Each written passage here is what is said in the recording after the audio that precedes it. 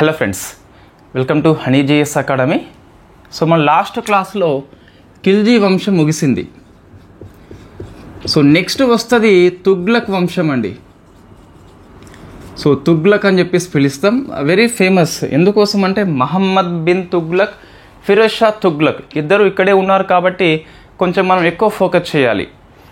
ఈ ఢిల్లీ సల్తానేట్ లోపల ఇల్టుట్మిష్ ఒకరు, బాల్బన్ ఒకరు, రజియా సుల్తాన్ కొద్ది వరకు అవసరం ఉంటుంది. ఖిల్జీ లోపల మీకు అల్లావుద్దీన్ ఖిల్జీ వెరీ ఫేమస్, ముబారిక్ షా ఖిల్జీ కూడా ఫేమస్. వై? బికాస్ ఖలీఫాగా తానే ప్రకటించుకున్నాడు కాబట్టి one of the famous. Khusro Khan famous. Why? Because చివరి ఖిల్జీ అతను. ఫస్ట్ ఇది చూద్దాం ఒకసారి. సో ఖిల్జీ అని చెప్పేసి ఈ వంశం లోపల చివరి ఖిల్జీ ఖుస్రు ఖాన్. ఇతను వాస్తవంగా ఒక హిందువు అండి. So Dalit community. అంతకుముందు పేరు హసన్, మనం డిస్కస్ చేసినాం ఆల్రెడీ మార్నింగ్ క్లాస్లో. సో ఈ హసన్ అని చెప్పేసి ఖుస్రు ఖాన్గా పేరు మార్చుకుంటాడు. ఇన్ఫ్యాక్ట్ ఈ ఖుస్రు ఖాన్ యొక్క పరిపాలన చూస్తే 100 రోజులు వస్తుంది. దాంతోపాటు హిందూ కన్వర్టెడ్ సుల్తాన్ అని చెప్పేసి పిలుస్తాం. ఢిల్లీ సల్తానేట్ రాజ్యం మొత్తంలో చూస్తే ఫస్ట్ హిందీ కన్వర్టెడ్ సుల్తాన్గా ఖుస్రు ఖాన్ రికార్డు ఉంటుంది. దాంతోపాటు 100 రోజుల పరిపాలన చేస్తాడు. ఈ ఖుస్రు ఖాన్ని గాజీ మాలిక్ చంపేస్తాడు. సో గాజీ మాలిక్ చంపేస్తాడు. ఇన్ఫ్యాక్ట్ ఈ గాజీ మాలిక్ ఎవరని చెప్పేసి చూస్తే పంజాబ్లో ఉన్న దిపాల్పూర్ గవర్నర్. కొన్నిసార్లు ప్రశ్న వస్తుందండి, ఏదైనా గవర్నర్ కనుక సుల్తాన్గా మారినప్పుడు క్వశ్చన్ పొడిగించబడితే స్టేట్మెంట్ రూపంలో వస్తే ఏబీసీ బీసీ అని చెప్పేసి అట్లా వస్తే రాజుగా కాకముందు ఏ ప్రాంతం లోపల పనిచేసిన అని చెప్పేసి ఆ ప్రాంతాన్ని కొన్నిసార్లు అడగవచ్చు మీకు. సో ఆప్షన్ లోపల బరాన్ ఉంటుంది, లేదా కరా ఉంటుంది, దీపాల్పూర్ అని చెప్పేసి అట్లా ఉంటుంది కొన్నిసార్లు. కాబట్టి ఆ గవర్నరు సుల్తాన్గా మారినప్పుడు ఈ ప్రాంతాన్ని ఫోకస్ చేయండి. మీరు షార్ట్ నోట్స్ రాసుకుంటే ఒక దగ్గర రాసుకోండి, సుల్తాన్స్ వాళ్ళు గవర్నర్గా ఉన్నప్పుడు వాళ్ళ ప్రాంతం ఏంటని చెప్పేసి. రైట్. సో ఈ గాజీ మాలిక్ అనేది ఖుస్రు ఖాన్ని చంపేసి తుగ్లక్ వంశాన్ని స్థాపించడం జరిగింది. సో తుగ్లక్ వంశాన్ని స్థాపించాడు. Very famous question. So Tughlaq వంశం స్థాపన అప్పుడు ఈయన యొక్క పేరు చూస్తే మీకు గియాసుద్దీన్ తుగ్లక్, గియాసుద్దీన్, ఇవన్నీ నౌన్సే అండి. మళ్ళీ ఇంగ్లీష్ వాళ్ళు ఇంతకుముందు ఎవరో మెసేజ్ చేసిండ్రు ఒకరు. సో ఇన్ఫ్యాక్ట్ ఆస్పిరెంట్స్ చేయవచ్చు, తప్పులేదు. అయితే తెలుగు వర్డ్స్ ఏముంటున్నాయండి ఇప్పుడు ఒకసారి మనం చూద్దాం. బోర్డు మీద ఉన్న వర్డ్స్ ఖిల్జీ ఒక వంశం పేరు, ఇట్స్ నౌన్. ఇంగ్లీష్లో ఏముంటుందండి? ఖిల్జీ ఉంటుంది కదా. తుగ్లక్ ఒక వంశం పేరు తుగ్లకే ఉంటుంది. ఖిల్జీ వంశం పేరు, ఖుస్రు ఖాన్ పేరు, హసన్ పేరు, గాజీ మాలిక్ పేరు, దిపాలపూరు ఏరియా నౌనే, తుగ్లకు వంశం నౌనే, ఇది నౌనేనే. సో నౌన్స్కి ట్రాన్స్లేట్ ఉండవు మనకి. తెలుగు ఇంగ్లీష్ సేమ్ ఉంటుంది. మీకు ఎక్కడ ఇంగ్లీష్ వర్డ్స్ అక్కడ చెప్తున్నాము కంపల్సరీ. ఇప్పుడు ఫర్ ఎగ్జాంపుల్ గరాయి ట్యాక్స్ అని చెప్పేస్తున్నది, చెరాయి అని చెప్పేస్తున్నది. అవి ఇంగ్లీష్ టర్మ్ అవసరము, ఆ ట్యాక్స్ పేరే అది. సో ఎక్కడ అవసరం అక్కడ చెప్తున్నాం మనం కంపల్సరీ. సో ఈ నౌన్స్ కూడా ఇంగ్లీష్ తెలుగులో అంత ఇబ్బంది పడేది ఇక్కడ ఏం లేదు. ఆస్పిరెంట్స్ కొంచెం సర్దుబాటు చేసుకోవాలి. సో మనం బోత్ మీడియా కవర్ చేయాలంటే చేసుకోవాల్సిన సర్దుబాటు పెద్ద సర్దుబాటు ఏం కాదండి. తెలుగు మీడియం అయినా ఇంగ్లీష్ మీడియం అయినా హిస్టరీ పాయింట్ ఆఫ్ వ్యూలో ప్రాబ్లం కానే కాదు. So why? బికాస్ 90% వర్డ్స్ మీకు నౌన్స్ అయి ఉంటాయి మొత్తం మీద. మళ్ళీ చెప్తున్నాను, ఏ మీడియం అయినప్పటికీ హిస్టరీ విషయంలో ఇబ్బంది ఉండదు. రైట్.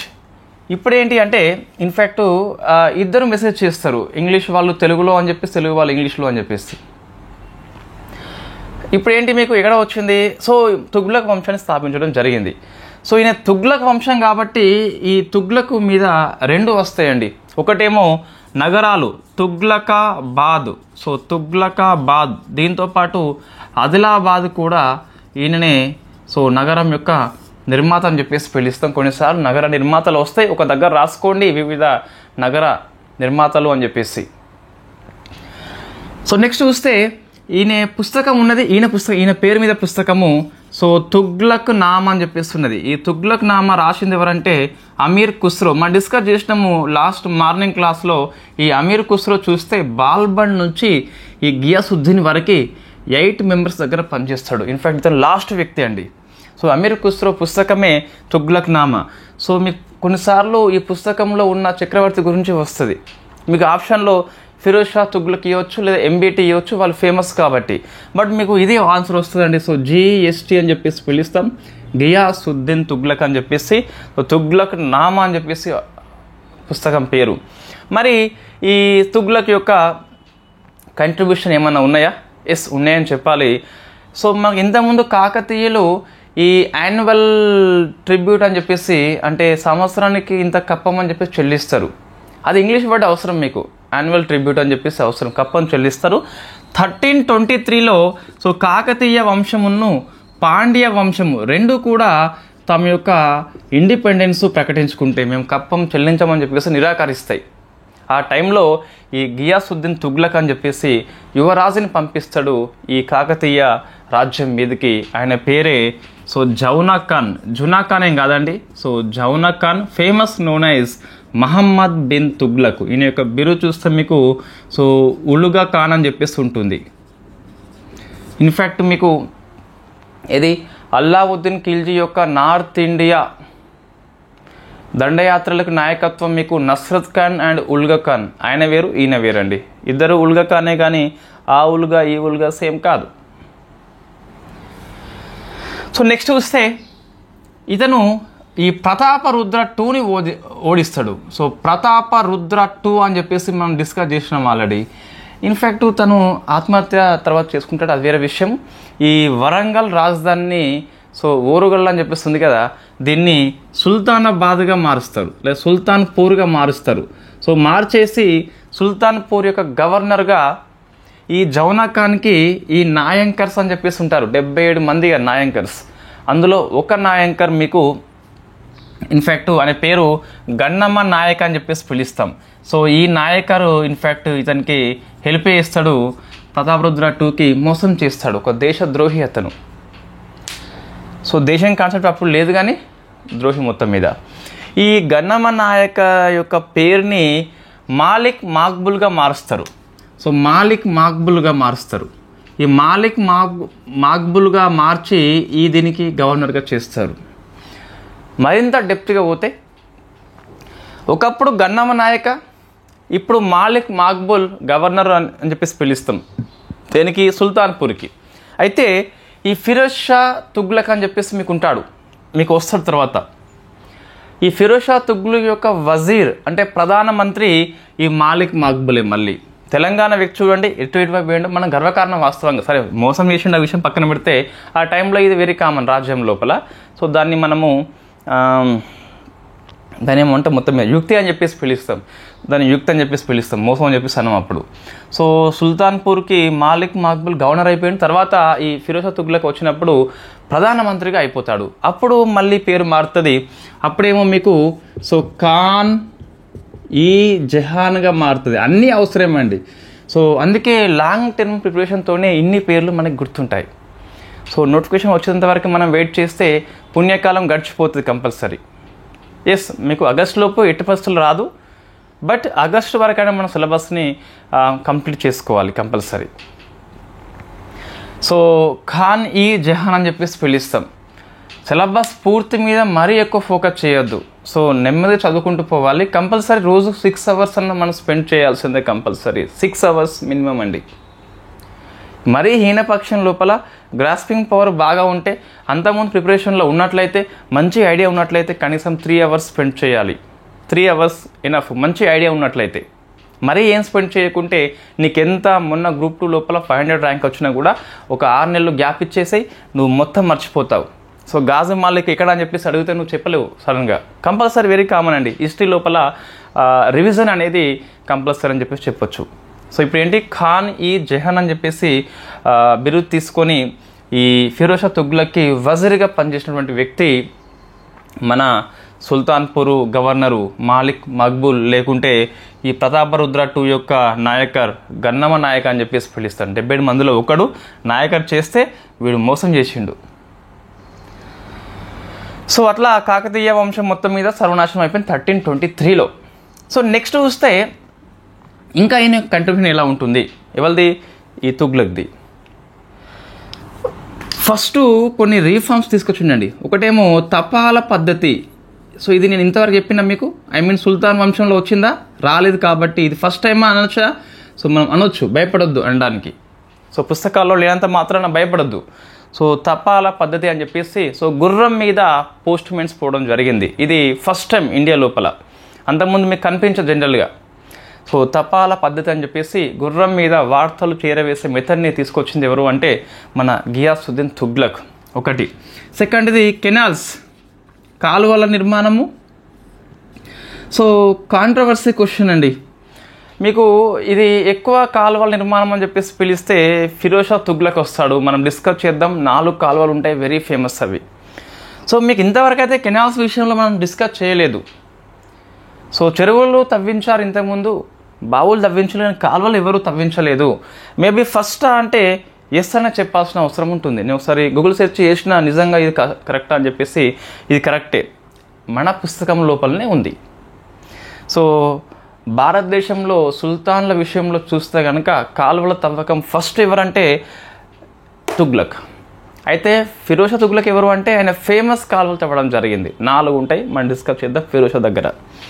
ఎస్ ఫస్టే అండి, డౌట్ లేదు. ఇంకోటి యాజ్ పర్ అకాడమీ, బట్ ఇక్కడ మనకు కనిపించలేదు, సంగీతం నిషేధించింది కూడా ఇతనేట. సో సంగీతం నిషేధిస్తే నెక్స్ట్ మహమ్మద్ బిన్ తుగ్లక్ వచ్చినప్పుడు మళ్ళీ ఆ నిషేధాన్ని ఎత్తివేసి స్టార్ట్ చేస్తాడు. సో ఇది సంగీతం గురించి. అంటే ఈయన విషయంలో మీకు ఎక్కువగా కనిపిస్తలేవు. తర్వాత అంతకుముందు అల్లావుద్దీన్ ఖిల్జీ ఈ ఉలేమాలని తరిమి కొట్టిండు, వాళ్ళ భూములు లాక్కున్నాడు కదా. సో ఈ చీహల్ అని కూటమి రద్దు చేసిండు, వాళ్ళు లాక్కున్నాడు కదా. సో అన్నీ కూడా గివెన్ బ్యాక్, అన్నీ వెనక్కి ఇచ్చేసిండు ఎవరు, ఇతను. ఇది 4వ పాయింట్ మనకు అంతే. ఇక సో భూములన్నీ వెనక్కి ఇవ్వడం జరిగింది, ఇంతే అండి.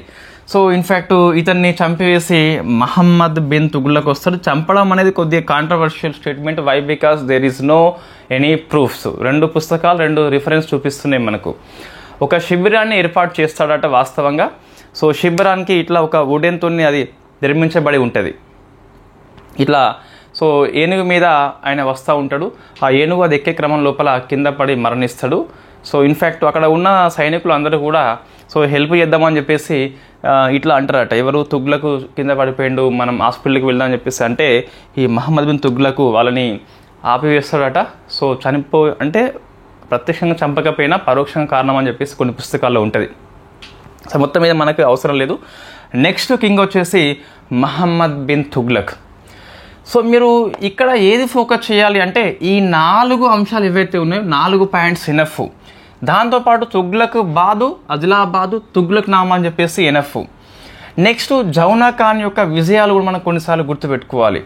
సో ప్రశ్న వస్తే రావచ్చు, మనం చెప్పలేం. ఇంకోటి ఈ జౌనా ఖాన్ ఇన్ఫ్యాక్ట్ బెంగాల్ ఆక్రమణ చేస్తారండి. ఈ బెంగాల్ ఆక్రమణ మీకు ఇంతవరకు అల్లావుద్దీన్ ఖిల్జీ ట్రై చేస్తాడు, పాసిబుల్ కాలే.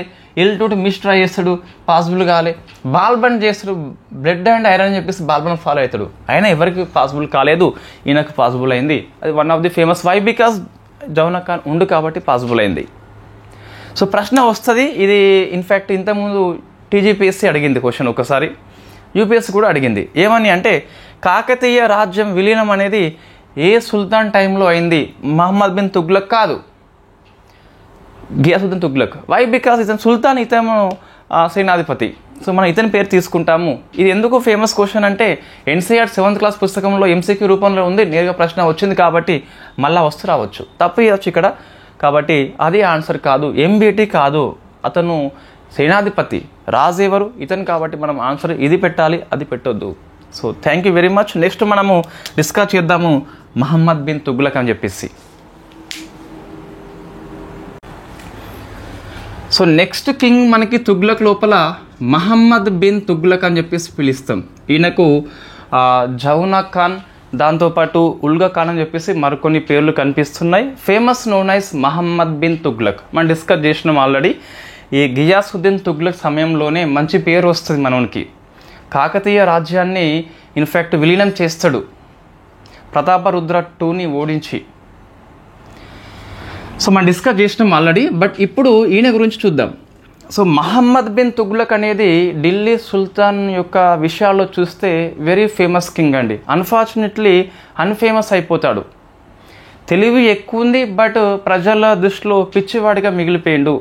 సో మనం డిస్కస్ చేద్దాం. అందుకే మీరు అబ్జర్వ్ చేయండి, ఢిల్లీ సల్తానేట్ విషయంలో 3 to 4 క్వశ్చన్స్ కనుక ఒక పేపర్లో వస్తే 1 to 2 క్వశ్చన్స్ ఈయన మీదనే ఉంటాయి, లేదా అల్లావుద్దీన్ ఖిల్జీ మీదనే ఉంటాయి. ఎందుకంటే వాళ్ళు ఉలేమాల జోక్యము, ఈ ఖలీఫా గురించి గుర్తించలేదు. అల్లావుద్దీన్ ఖిల్జీ ఫేమస్ రీఫార్మ్స్ వస్తాయి. ఈ నార్త్ సౌత్ ఇండియా మొత్తము విలీనం అయిపోయింది కాబట్టి ఆయన ఫేమస్ అట్లా. సో ఈయన చూస్తే మీకు రీఫార్మ్స్ అన్నీ ఫెయిల్ అయిపోతాయి, అన్నీ ఆల్మోస్ట్ ఫెయిల్ అయిపోతాయి. బట్ అప్పుడు ఫెయిల్ అయిపోయినాయి, కానీ అవే రీఫార్మ్స్ నేటి ప్రభుత్వాలు ఇప్పుడు ఫాలో అవుతున్నాయి. అంటే తన కాలం కంటే ముందు ఉండి ఎక్కువ తెలివి ఉంది కాబట్టి, ఆ తెలివి మనం అర్థం చేసుకోలేదు కాబట్టి అప్పుడు ప్రజలు ఇతన్ని పిచ్చివాడిగా చిత్రీకరించడం జరిగింది. సో మనం డిస్కస్ చేద్దాము మహమ్మద్ బిన్ తుగ్లక్ యొక్క రీఫార్మ్స్ అని చెప్పేసి. సో ఫస్ట్ రీఫార్మ్, డైరెక్ట్ క్లాసులోకి వెళ్ళిపోదాం. ఈయన గురించి ఎవరేం చెప్పారు అదంతా లాస్ట్కు డిస్కస్ చేద్దాం. సో ఫస్ట్ చూస్తే రాజధాని మార్పు అండి. సో ఇది మంచి ఆలోచన ఆయన దృష్టి లోపల, ఆయన పర్స్పెక్టివ్ లోపల. అన్ఫార్చునేట్లీ ఫెయిల్ అయిపోతుంది. సో ట్రాన్స్ఫర్ ఆఫ్ క్యాపిటల్ అని చెప్పేసి ఇంగ్లీష్లో పిలుస్తాం. సో ట్రాన్స్ఫర్ ఆఫ్ క్యాపిటల్ ఎప్పుడు అండి అంటే 1327లో మారుస్తాడు. అయితే ఫెయిల్ అవుతుంది. తిరిగి 1335లో మళ్ళీ ఢిల్లీకి గో బ్యాక్ టు ఢిల్లీ అని చెప్పేసి అంటాం. సో మనం చూద్దాం ఒకసారి. వాస్తవంగా ఇన్ఫ్యాక్ట్ ఇది ఢిల్లీలో ఉండే ఇన్ఫ్యాక్ట్ ఇక్కడ నుంచి దేవగిరికి మారుస్తాడు. సో దేవగిరి అంటే మీకు డిస్కస్ చేసిన మనం యాదవ రాజ్యం యొక్క రాజధాని. రామచంద్ర రాజు ఉండే ఇన్ఫ్యాక్ట్ మాలిక్ కాఫూర్ ఈయన అల్లావుద్దీన్ ఖిల్జీ యొక్క సేనాధిపతి మనకు ఈ సౌత్ ఇండియా విషయంలో చూస్తే. సో అతన్ని ఓడించి సామంత రాజ్యాలుగా మిగిలిపోతుంది ఈ యాదవ రాజ్యం అని చెప్పేసి. సో ఇక్కడ నుంచి ఇక్కడికి దేవగిరికి 1327లో మారుస్తాడు. తర్వాత ఫెయిల్ అయిపోతుంది.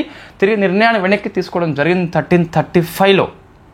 కొన్ని పుస్తకాల్లో ఈ 37 అని చెప్పేసి ఉంటుంది, బట్ 1335 మనం తీసుకోవచ్చు ఎటువంటి భయం పడకుండా. రైట్, మనం చూస్తే ఫస్ట్ ఇది కారణాలు ఏంటి, క్వశ్చన్ డెప్త్గా వచ్చినప్పుడు కారణాలు కూడా వస్తాయండి కంపల్సరీ. సో ఏ కారణాల వల్ల అతను మార్చి ఉండవచ్చు ఆయన పర్స్పెక్టివ్లో మనం చెప్పుకోవాలి, పుస్తకంలో ఏమున్నా అవి చెప్పుకోవాలి కంపల్సరీ. సో ఫస్ట్ చూస్తే అప్పుడు ఈ మంగోల్స్ దండయాత్ర అని చెప్పేసి ఎప్పటి నుంచో మీకు మీన్స్ ఢిల్లీ సల్తానేట్ రాజ్యానికి భయంగా ఉంటుంది. అల్లావుద్దీన్ ఖిల్జీ అప్పుడైతే ఢిల్లీ లోపలి దాకా వస్తుంది. సో ఇల్టుట్మిష్ టైంలో కూడా వచ్చేది, బట్ అతను ఈ దౌత్యనీతి కారణంగా వెనక్కి వెళ్ళిపోతారు, అది వేరే విషయం మనకి. సో మొత్తం మీద అంటే ఇల్టుట్మిష్ నుంచే ఈ ప్రమాదం పొంచి ఉంటుంది. ఈయన పాయింట్ ఆఫ్ వ్యూ ఏంటి అంటే రాజధాని మొత్తము మీకు నార్త్ వెస్ట్ దగ్గరగా ఉన్నది, వీళ్ళు వచ్చేది ఇట్లనే వస్తారు, ఈజీ అయిపోతుంది. సో ఏముంది, వీళ్ళు పంజాబ్ దాటుకొని ఇన్ఫ్యాక్ట్ లాహోర్ ఇన్ఫ్యాక్ట్ ఢిల్లీ వైపు వస్తే రావచ్చు వాళ్ళు. సో ఈజీ అయిపోతుంది కాబట్టి ఒకవేళ ఢిల్లీ వైపు వచ్చి అటాక్ చేస్తే మనము తట్టుకోలేం, ఢిల్లీ మొత్తం విచ్ఛిన్నం అయిపోతుంది, సంపద మొత్తం వాళ్ళు తీసుకెళ్తారు. సో ఇన్ఫ్యాక్ట్ రాజధాని ఇక్కడ ఉండడం క్షేమకరం కాదని చెప్పేసి భావించి ఇక్కడ తీసుకొస్తాడు, దేవగిరి అని చెప్పేసి దేశంలో నడిబొడ్డున తీసుకొస్తాడు. ఇన్ఫ్యాక్ట్ ఈయన భయం కూడా వాస్తవంగా నిజమైంది. ఎప్పుడు 1398లో ఈ సమర్కండ్ యొక్క అధిపతి తైమూర్ అని చెప్పేసి ఉంటాడు, వెరీ ఫేమస్. చెంగీస్ ఖాన్ కంటే ఇతను ఇంకా పెద్ద డేంజర్ అన్నట్టు. సో మొత్తం ఢిల్లీని చిన్నాభిన్నం చేసి పడేస్తాడు. సో ఆయన యొక్క భయం వాస్తవంగా నిజమైంది. అప్పుడే కనుక రాజధాని ఇటువైపు వస్తే చెప్పలేము, అంత దాడి ఈజీ కాకపోనవచ్చు అప్పుడు ఆ సమయం లోపల. సో మొత్తం మంగోల్స్ ఆక్రమణ భయంతో ఇన్ఫ్యాక్ట్ ఆయన ఇటువైపు పోవడం జరిగింది అట ఆయన పర్స్పెక్టివ్ చూస్తే. సెకండ్ది ఈ అల్లావుద్దీన్ ఖిల్జీ నార్త్ ఇండియా మొత్తము ఇన్ఫ్యాక్ట్ ఎవరు ఈ నస్రత్ ఖాన్ అండ్ ఉల్గా ఖాన్ నాయకత్వం లోపల ఆక్రమణ చేస్తాడు.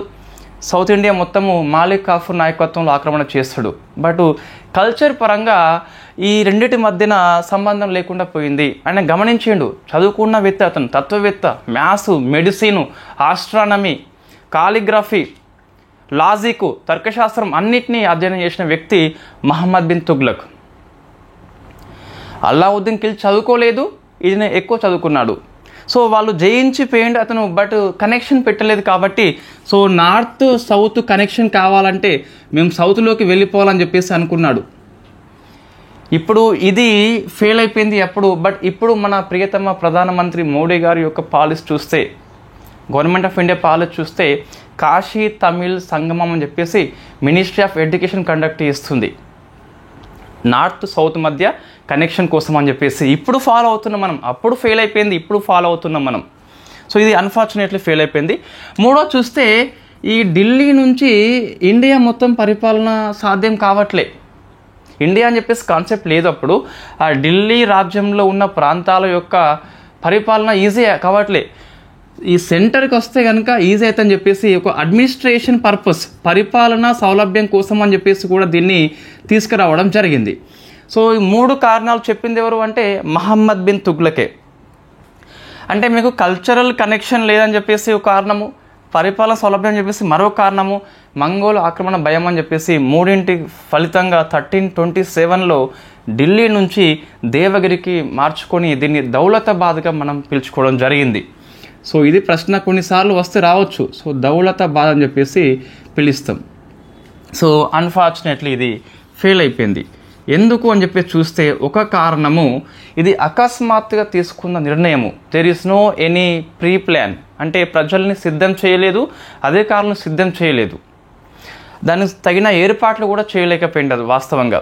సో ఈ ఢిల్లీ నుంచి దేవగిరికి రావాలంటే 45 days టైం పడుతుందట. ఒక వికలాంగుడు ఇన్ఫ్యాక్ట్ మన ఎవరితను Ibn Battuta, very famous personality from Morocco, ఈ నార్త్ ఆఫ్రికా ప్రాంతంలో ఉంటుంది మొరాకో అని చెప్పేసి. సో అక్కడ నుంచి వచ్చిన వ్యక్తి 1334లో వస్తాడు, 42 వరకు ఉంటాడు ఇక్కడనే. ఈ ఎంబీటీ దగ్గర పనిచేస్తాడు. ఇన్ఫ్యాక్ట్ చైనా రాయబారికి కూడా పంపిస్తాడు మన ఎంబీటీ తన్ని. అయితే ఒకసారి చూస్తే ఆ టైం లోపల ఏది ఇన్ఫ్యాక్ట్ ఎంబీటీ ఏమంటాడు అంటే ఒక వికలాంగుడు అట ఈ ఢిల్లీలో స్టార్ట్ అయితే ఇక్కడికి వచ్చేంత వరకు ఒక కాలు తప్ప ఏ బాడీ కూడా మిగలలేదట. అంటే అంతగానం శ్రమకి ఓర్చి రావడం జరిగింది వీళ్ళు.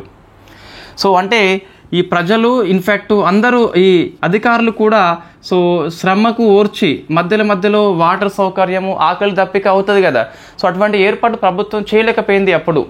నిర్ణయం మంచిదే, బట్ కొంచెం ప్రీ ప్లాన్ కొద్ది చేసి అధికారులను సిద్ధం చేసి చేయాల్సిన అవసరం ఉండేది. బట్ అన్ఫార్చునేట్ చేయలేకపోయిండు. కొంచెం ఆవేశంతో నిర్ణయం తీసుకోవడం జరిగింది. రైట్.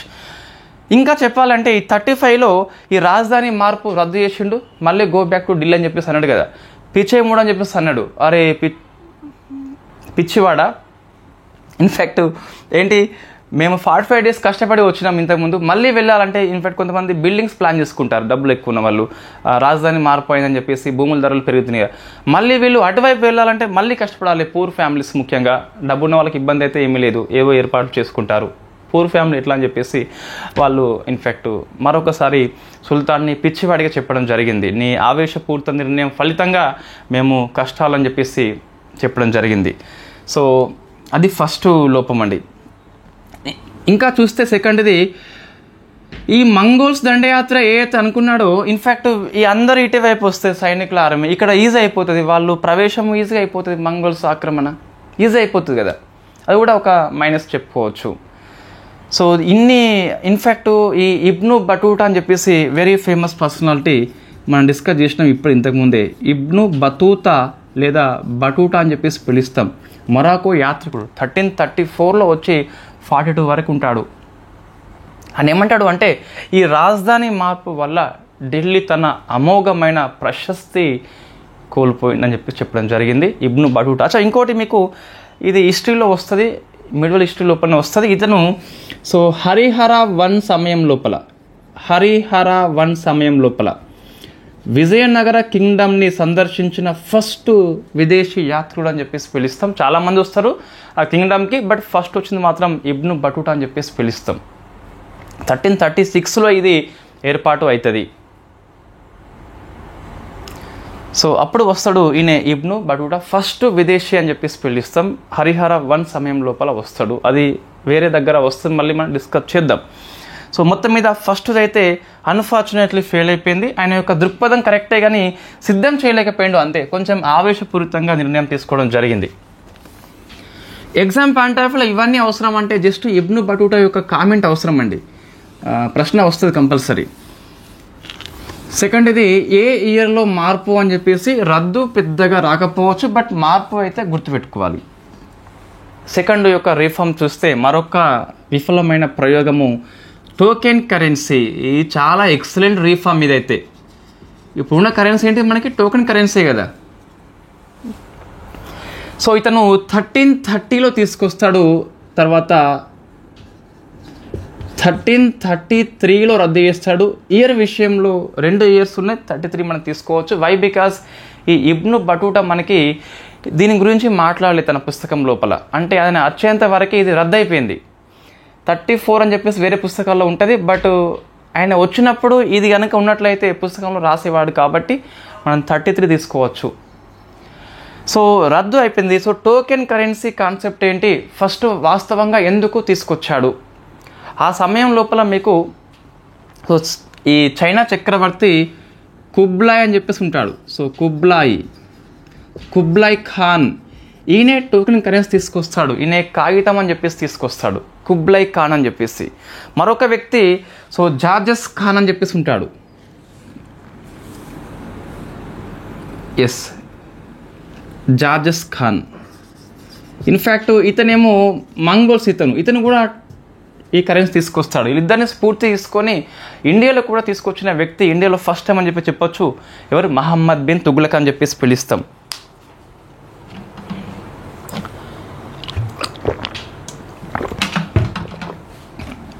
ఇది జార్జన్ ఖాన్ అండి. సో జార్జన్ అని చెప్పేసి పిలుస్తాం, జాగస్ కాదు. రైట్. సో జార్జన్ ఖాన్ from Mongols and Kublai Khan from China. So Kublai Khan తీసుకొచ్చింది కాగితం currency, that is also token currency. So what is the token currency? మనం ఇప్పుడు ఫాలో అయ్యేది కూడా టోకెన్ కరెన్సీ. ఓ కాయిన్ అనుకోండి, ఫర్ ఎగ్జాంపుల్ ఓ కాయిన్ అనుకోండి, మీకు హోటల్స్ తీసుకెళ్తాం, మనము టోకెన్ తీసుకోమని చెప్పి చెప్తారు. టిఫిన్ కాస్ట్ 70-80 ఉంటుంది. ఆ చిన్న కాయిన్ ఇస్తాడు. అంటే దాని ఫేస్ వాల్యూ వేరే ఉంటుంది, అంతర్గతంగా దాని వాల్యూ వేరే ఉంటుంది. ఇంగ్లీష్లో దీన్ని ఇంట్రిన్సిక్ వాల్యూ అని చెప్పేసి పిలుస్తాం. So intrinsic value, face value, ఇది అంతర్గత విలువ. వాస్తవంగా ఇప్పుడు 70 రూపాయల టోకెన్ అని చెప్పేసి మనకు చిన్న బిల్ల ఇస్తాడు. ఆ బిల్ల కాస్ట్ 1 రూపాయి ఎంతో ఉంటుంది. That is intrinsic value.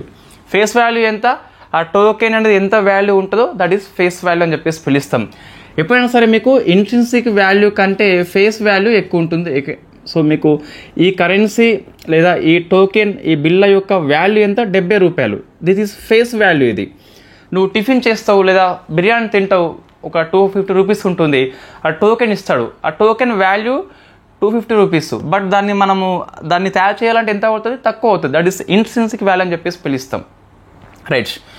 So ఇప్పుడు ఎందుకు తీసుకొచ్చాడని చెప్పి చూస్తే ఈ కరెన్సీ, ఆ సమయం లోపల మీకు గోల్డ్ ఉంటుంది, క్యాన్స్, సిల్వర్స్ కూడా ఉంటాయి. అయితే గోల్డ్, సిల్వర్ అనేది కొరతగా ఉంటుంది, అంతగా మనకి ఎక్కువగా దొరకదండి. ఎవరి ఈ గోల్డ్, సిల్వర్ అని చెప్పేసి. అప్పుడు ఉన్న గోల్డ్ కాయిన్ని మనము దినార్గా పిలుస్తాం. సో ఇది గుర్తుపెట్టుకోవాలి కంపల్సరీ, దినార్ పిలుస్తాం. సిల్వర్ ఏమో సో ఇది అదిలి అని చెప్పేసి పిలుస్తాం. ఇది స్పెల్లింగ్ ADLI అని చెప్పేసి ఉంటుంది. మన పుస్తకం లోపల అదిలి అని చెప్పేసి ఇవ్వడం జరిగింది కాబట్టి అదే మనం తీసుకోవచ్చు. సో దినార్ అండ్ అదిలి అని చెప్పేసి ఉన్నది. సో మన పుస్తకం అంటే తెలుగు అకాడమీ పుస్తకంలో ఉన్నటువంటి వర్డ్ అదిలి అండి. సో దీన్ని అడ్లీ అని చెప్పేసి పిలవద్దు, అదిలి అని చెప్పేసి పిలవాలి. ఇవి 2 ఉంటాయి. ఇవి మనకి ఎక్కువ సప్లై తక్కువ ఉంటుందండి. సో సప్లై తక్కువ ఉంటుంది, కొరత ఉంటుంది కాబట్టి రేపు పొద్దున ఇబ్బంది అని చెప్పేసి దీని ప్లేస్లో విరివిగా లభించే కాపర్ తీసుకొస్తాడు. అంటే ఈ కాపర్ కాయిన్కి గోల్డ్ పూత వేయడము, సిల్వర్ కోటింగ్ లాంటిది వేయడం లాంటివి చేస్తాం మనం. అంటే కోటింగ్ లాంటిది కాకుండా వాల్యూ ఇస్తాం మనం. 100 రూపాయల నోటుకి ఆ టోకెన్కి సేమ్ ఉంటుందా వాల్యూ? సేమ్ ఉండదు. సో మనము ఈ కాపర్ లేకుంటే కొన్నిసార్లు బ్రాస్ కూడా ఉపయోగించిందట. మనం డిస్కస్ చేద్దాము. సో ఏ నాణ్యం అని చెప్పేసి ఎగ్జాక్ట్గా, సో బ్రాస్ అని చెప్పేసి, లేదా ఇన్ఫ్యాక్ట్ బ్రాంజ్ కూడా ఉపయోగించిందట. సో ఇన్ఫ్యాక్ట్ ఇక్కడ కాపర్ అనేది మీకు బరౌని ప్రకారము కాపర్ అండి. సో కాపర్ కాయిన్కి సిల్వర్ వాల్యూ ఇస్తాం, కాపర్ కాయిన్కి గోల్డ్ వాల్యూ ఇస్తాం మనం. ఇది ఎక్కువ లభిస్తుంది కాబట్టి. సో ఈ కాపర్ కాకుండా బ్రాస్ లేకుంటే, అంటే ఇత్తడి లేకుంటే కంచు అని చెప్పింది ఎవరంటే ఫెరిస్టా అండి. UPSC ప్రీవియస్ ఇయర్ క్వశ్చన్ ఇది. సో ఫెరిస్టా అని చెప్పేసి పిలుస్తాం. మన class mixup with PYQ plus పుస్తకంతో ఎన్సీఆర్టీ పుస్తకంతో లింకప్ అయి ఉంటుంది. సో ఎన్సీఆర్టీలో మీకు 7th క్లాస్ పుస్తకము బెస్ట్ రిఫరెన్స్ అండి. తర్వాత సతీష్ చంద్ర పుస్తకము వెరీ ఫేమస్. మనం ఇన్ఫ్యాక్ట్ ఇది స్పెక్ట్రమ్ పుస్తకం ఎట్లయితే డిస్కస్ చేసినామో line to line modern day history YouTube లోపల, అదేవిధంగా దీనికోసం అని చెప్పేసి ఇది తీసుకుంటాం మనం కంపల్సరీ. దీంతో పాటు సో తెలుగు అకాడమీ పుస్తకం ఎర్రవట్ట ఉంది కదా, అది నెక్స్ట్ డిగ్రీ ఫస్ట్ ఇయర్ పుస్తకము. సో డిగ్రీ ఫస్ట్ ఇయర్ పుస్తకం మీకు, నాట్ సెకండ్ ఇయర్ పుస్తకము, అది మొఘల్స్ కోసము మోడర్న్ కోసం పనిచేస్తుంది. సో డిగ్రీ ఫస్ట్ ఇయర్ పుస్తకము. ఈ 4తో పాటు యూపీఎస్సీ యొక్క పీవైక్యూ తీసుకుంటాం మనం.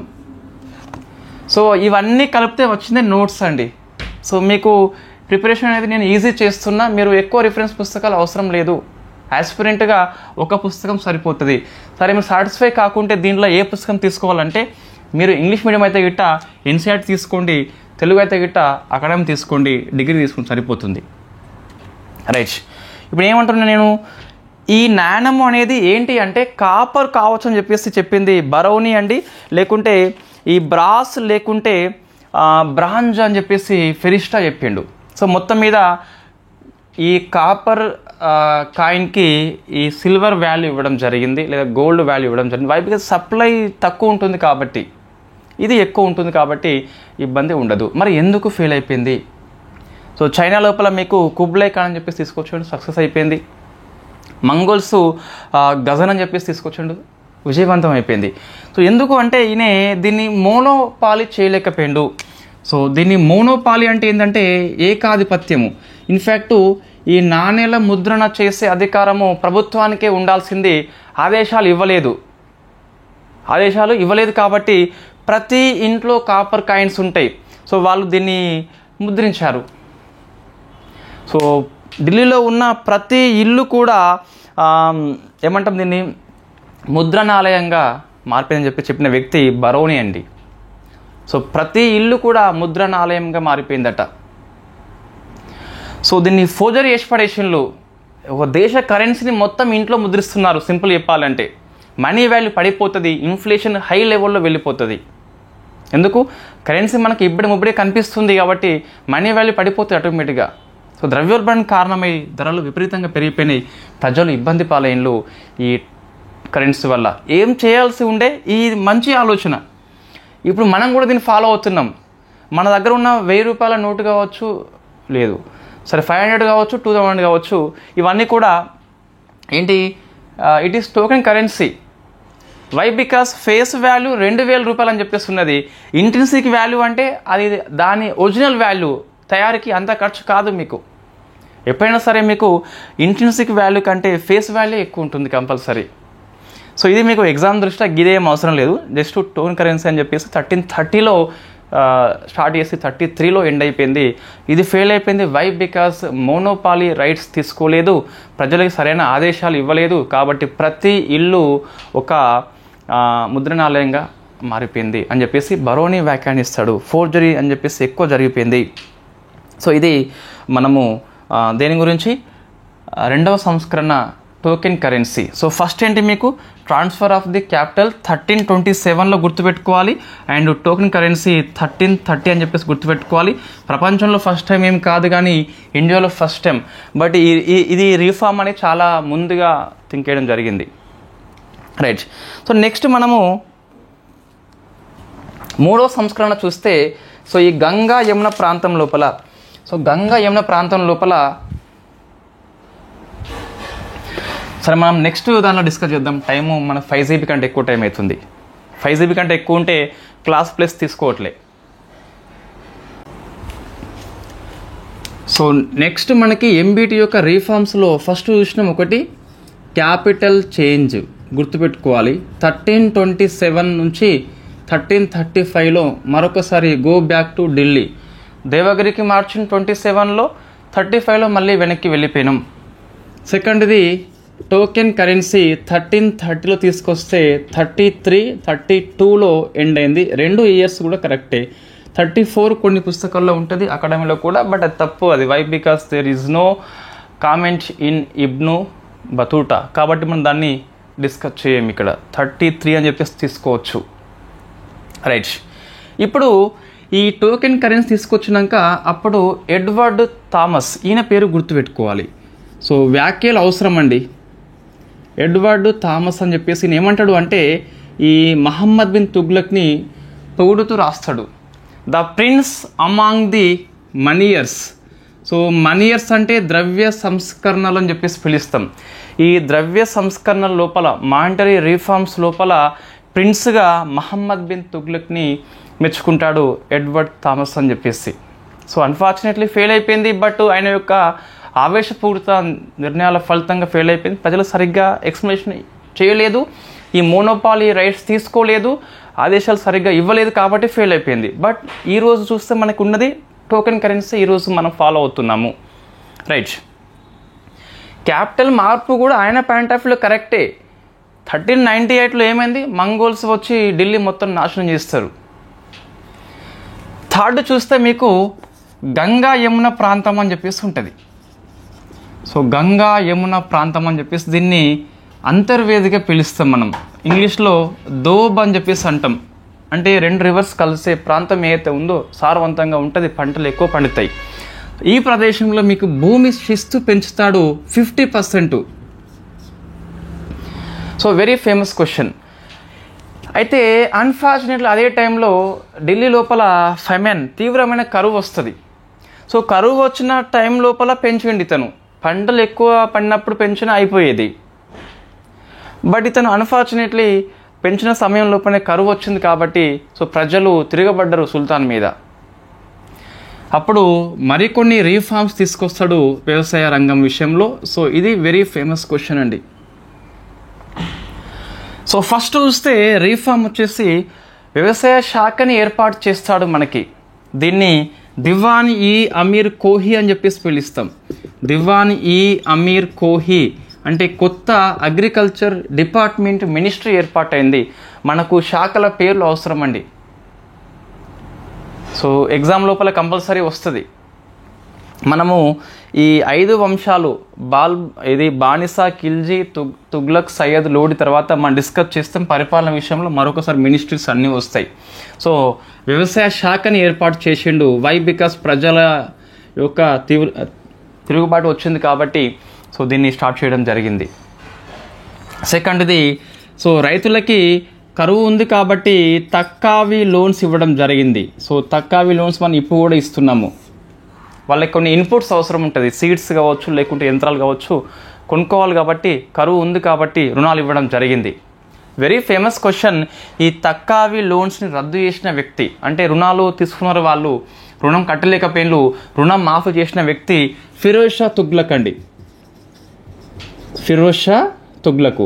ఈ మహమ్మద్ బిన్ తుగ్లక్ ఏమో తక్కావి లోన్స్ స్టార్ట్ చేసిండు, ఆయనేమో తక్కావి లోన్స్ రద్దు అంటే ఆ లోన్స్ రుణమాఫీ చేయడం జరిగింది. ప్రభుత్వాలు ఇప్పుడు చేస్తున్నాయి, వాళ్ళు అప్పుడు చేసిండ్రు ఢిల్లీ సుల్తానేట్ ఉన్నప్పుడే. మూడవది, ఈ కరువు నివారణ అంటే ఎట్లా రావద్దని చెప్పేసి కొన్ని కేర్ఫుల్ చర్యలు అవసరం అని చెప్పేసి సో ఫెమైన్ కోడ్ అని చెప్పేసి పిలుస్తాం. సో ఫెమైన్ కోడ్ అంటే క్షామ నివారణ చట్టం అని చెప్పేసి అప్పుడే తీసుకొచ్చిండు మహమ్మద్ బిన్ తుగ్లక్. క్షామ నివారణ చట్టం అని చెప్పేసి కరువు రాకుండా ఎటువంటి చర్యలు అవసరం అని చెప్పేసి అప్పుడే చెప్పడం జరిగింది. మనం ఇప్పుడు ఇంకా ఈ ఎడారీకరణ తగ్గించే ప్రయత్నాలు సఫలం కావట్లే మనకి. సో అప్పుడే తీసుకొచ్చిన వ్యక్తి మహమ్మద్ బిన్ తుగ్లక్.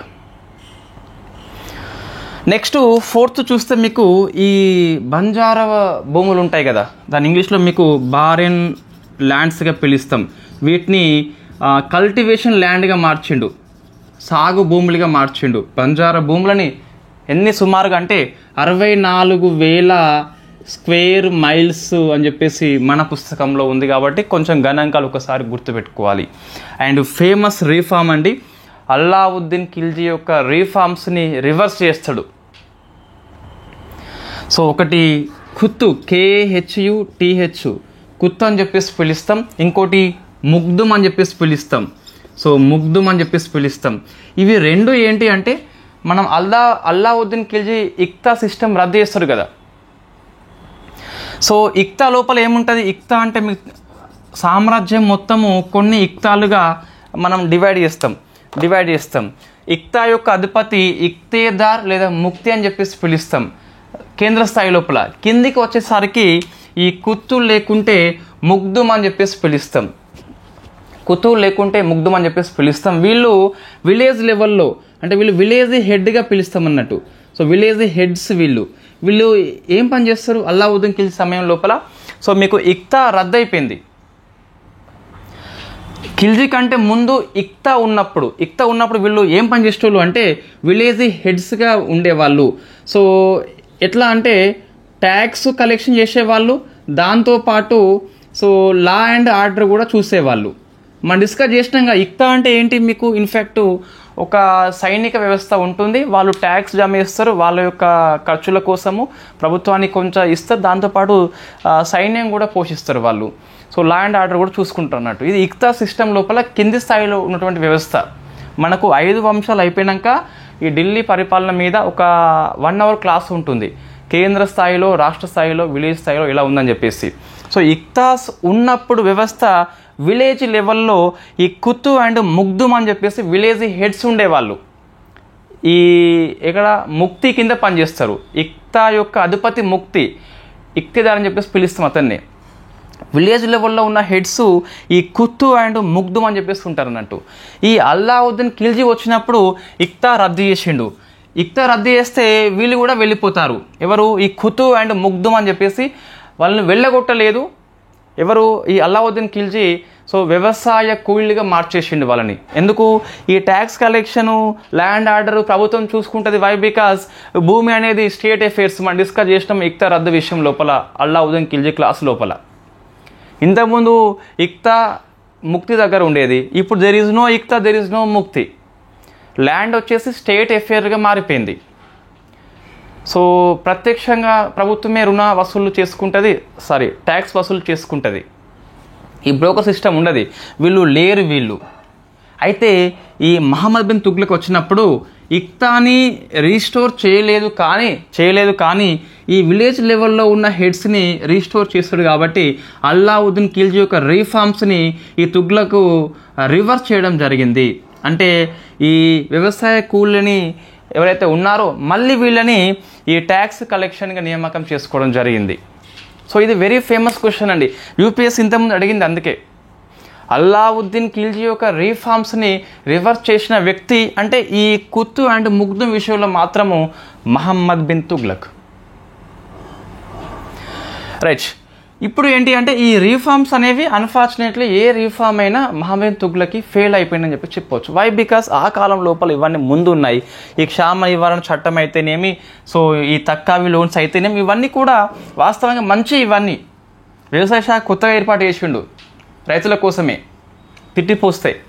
సో మంచి రీఫార్మ్సే కాలం కంటే ముందు కాబట్టి ఫెయిల్ అయిపోయింది. మీరు ఈ సినిమా చూడండి ఒకసారి, ఎవరిది? సుకుమార్ది వన్ సినిమా అని చెప్పేసి ఉంటుంది, మహేష్ బాబుది. మన తెలుగు ఇండస్ట్రీకి అదొక డిఫరెంట్ సినిమా, మంచి సినిమా వాస్తవంగా. బట్ అన్ఫార్చునేట్లీ ఇప్పుడు వస్తే మంచిగా ఆడుతుంది. ఐ థింక్ ఇది కంప్లీట్గా మీకు ఏది రీఫార్మ్స్ అని చెప్పేసి పిలుస్తాం.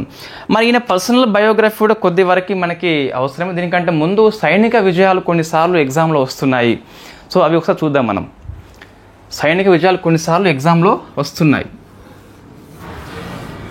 సో మీరు అబ్జర్వ్ చేస్తే నేను రీఫార్మ్స్కి ఎక్కువ ఇస్తున్న ఇంపార్టెన్స్. వై? బికాస్ రీఫార్మ్స్ ఎగ్జామ్లో వస్తాయి.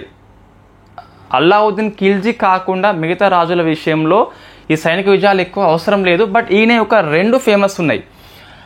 ఫస్ట్ రివోల్ట్ చూద్దాం. ఈయన విషయంలో రివోల్ట్ జరిగినాయండి. 1336లో కొత్త సామ్రాజ్యమే ఏర్పాటు అయింది. దట్ ఈజ్ విజయనగర సామ్రాజ్యము. మనకు ఇదే మీడివల్ హిస్టరీ లోపల వస్తుంది, మనం డిస్కస్ చేద్దాం. ఈ హరిహర అండ్ బుక్కరాయలు అని చెప్పేసి స్థాపిస్తారు. స్టోరీ ఏంటి ఇక్కడ వద్దు, అక్కడ వస్తుంది. 1347లో మీకు ఈ బహుమనీ రాజ్యం అని చెప్పేసి ముస్లిం రాజ్యం ఏర్పాటు అవుతుంది. 47 లోపల దీన్ని హసన్ గంగు అని చెప్పేసి స్థాపిస్తాడు. సో హసన్ గంగు అని చెప్పేసి ఎవరి కాలంలో అంటే మహమ్మద్ బిన్ తుగ్లక్ టైం లోపలనే కాబట్టి మనం గుర్తుపెట్టుకోవాలి. మనం ఈ సమయాన్ని చెప్తలేము క్లాసులో, అంటే ఏ రాజు ఎంతవరకు అని చెప్పేసి మీరు నోట్స్లో చూసుకోవచ్చు. అట్లా ఏం వస్తలేదండి. ఇది 1325 వరకు నుంచి 51 వరకు పరిపాలించండి, 26 ఇయర్స్. ఒకసారి అబ్జర్వ్ చేయండి, మీకు ఒక లాజిక్ క్వశ్చన్ రావాలి ఇక్కడ. అరే మరి ప్రజల యొక్క ఆమోదం లేదు, 26 ఇయర్స్ పరిపాలించిండా అంటే వాస్తవంగా అతను మంచి పనులు చేసిండు, కొన్ని రీఫార్మ్స్ ఫెయిల్ అయిపోయినాయి, వాటిని చరిత్రకారులు హైలైట్ చేసిండు కాబట్టి మనం చదువుకుంటున్నాం. ఈయన ఇంకేం పని చేసాడు మనకు తెలియదు కదా. ఏవైతే ఫెయిల్ అయినలో అవే మనకి పుస్తకంలో ఉన్నాయి, రైట్. అయితే ఇవి తిరుగుబాట్లు అండి. ఒక 2 సైనిక విజయాలు ఫేమస్ మనకి, అవి ఫారెన్ కంట్రీస్తో జరిగినాయి, విత్ ఇన్ ఇండియా కాదు. వై? బికాస్ అప్పటికే ఢిల్లీ మొత్తము ఇన్ఫ్యాక్ట్ సౌత్ నార్త్ మొత్తం కంట్రోల్లో ఉంది కాబట్టి. సో వెరీ ఫస్ట్ టైం ఈ ఢిల్లీ సల్తనట్ రాజులు మొత్తం అబ్జర్వ్ చేస్తే ఈ మంగోల్స్ విషయంలో ఉన్నటువంటి స్టాండ్ ఏంటంటే మనం డిఫెన్సివ్ మోడ్లో ఉంటారు. ఎంతసేపు ఈ ఢిల్లీ, లాహోరు, ఈ పంజాబు ఇటు నుంచి వస్తారు, ఇక్కడ ఇన్ఫ్యాక్ట్ కోటలు కట్టుకుంటారని చెప్పేసి మనం డిస్కస్ చేస్తున్నాం. మనం అంటే డిఫెన్సివ్ మోడ్లో ఉంటారు. వాళ్ళు వచ్చి అటాక్ చేయకుండా వీళ్ళు డిఫెన్సివ్ మోడ్లో ఉంటారు. అటాక్ చేసినప్పటికీ సో ఫైటింగ్ కంటే కాపాడుకోవడం మీద ఎక్కువ వీళ్ళు ఫోకస్ చేసిన వ్యక్తులు ఢిల్లీ సుల్తాన్స్. ఇంతకుముందు very first time Muhammad bin Tughlaq ఈ స్టాండ్ మారుస్తాడు, అటాక్ చేస్తాడు. డిఫెన్సివ్ మోడ్ నుంచి అటాక్ మోడ్ వెళ్ళిపోతాము. ఇప్పుడు మీరు అబ్జర్వ్ చేయండి, పాకిస్తాన్ వర్సెస్ ఇండియా అని చెప్పేసి మనం ఎప్పటి నుంచో వస్తుంది. మన గవర్నమెంట్ ఆఫ్ ఇండియా ఇప్పుడు తరచుగా ఏమంటుంది, ఇంతకుముందున్న ప్రభుత్వాలు వేరు, మేము వేరు అని చెప్పేసి మేము పాకిస్తాన్ని అటాక్ చేస్తామని చెప్పేసి, కాపాడుకునే స్థితి కాదు మాది, అటాక్ అని చెప్పేసి చెప్పడం జరుగుతుంది. తుగ్లక్ కూడా ఏమంటాడు అంటే సో మంగోల్స్ మీద మేము కాపాడుకునే స్థితి కాదు నాది, అటాక్ అని చెప్పేసి చెప్తాడు. సో అటాక్ చేస్తాడు, ఇన్ఫ్యాక్ట్ గెలుస్తాడు కూడా అండి. సో ఆ పేరు మనకి అవసరము, ఆ రాజు పేరు మనకి ఇన్ఫ్యాక్ట్ తర్మాషిరిన్. సో తర్మాషిరిన్ ఇన్ఫ్యాక్ట్ ఇతను ఓడిపోతాడండి, తర్మాషిరిన్. సో ఫస్ట్ ఓడిపోతాడు తర్మాషిరిన్ మంగోల్స్. తర్వాత మరొకసారి అటాక్ చేస్తాడు తర్మాషిరిన్ ఢిల్లీ సుల్తాన్స్ మీద, అప్పుడు గెలుస్తాడు. గెలిచినప్పటికీ ఇన్ఫ్యాక్ట్ మహమ్మద్ తుగ్లక్ కొన్ని డబ్బులు ఇచ్చి పంపిస్తారు తప్పితే భూభాగాలు కోల్పోలేదు. సో మీకు ఏది ఈ తర్మాషిరిన్ దాడి విషయంలో ఈ ఎంబీటీ భూభాగాలు కోల్పోలేదని చెప్పేసి ఆ పాయింట్ ఉంటుంది. ఎగ్జామ్లో మీకు వచ్చింది యూపీఎస్లో ప్రిలిమ్స్ 2023 పేపరే ఇది. సో ఎన్సీఆర్లో ఉన్న లైన్ని అట్లా కట్ చేసి ఎగ్జామ్ రూపంలో ఇవ్వడం జరిగింది. There is no any land loss. Second time, first time మనవాడే గెలుస్తాడండి. ఇన్ఫ్యాక్ట్ అప్పుడు వీళ్ళు అలర్ట్లో ఉండరు కాబట్టి ఓడిపోతారు. తర్వాత మళ్ళీ వచ్చి దాడి చేస్తే ఈ తర్మాషిరినే గెలుస్తాడు వాస్తవంగా. But unfortunately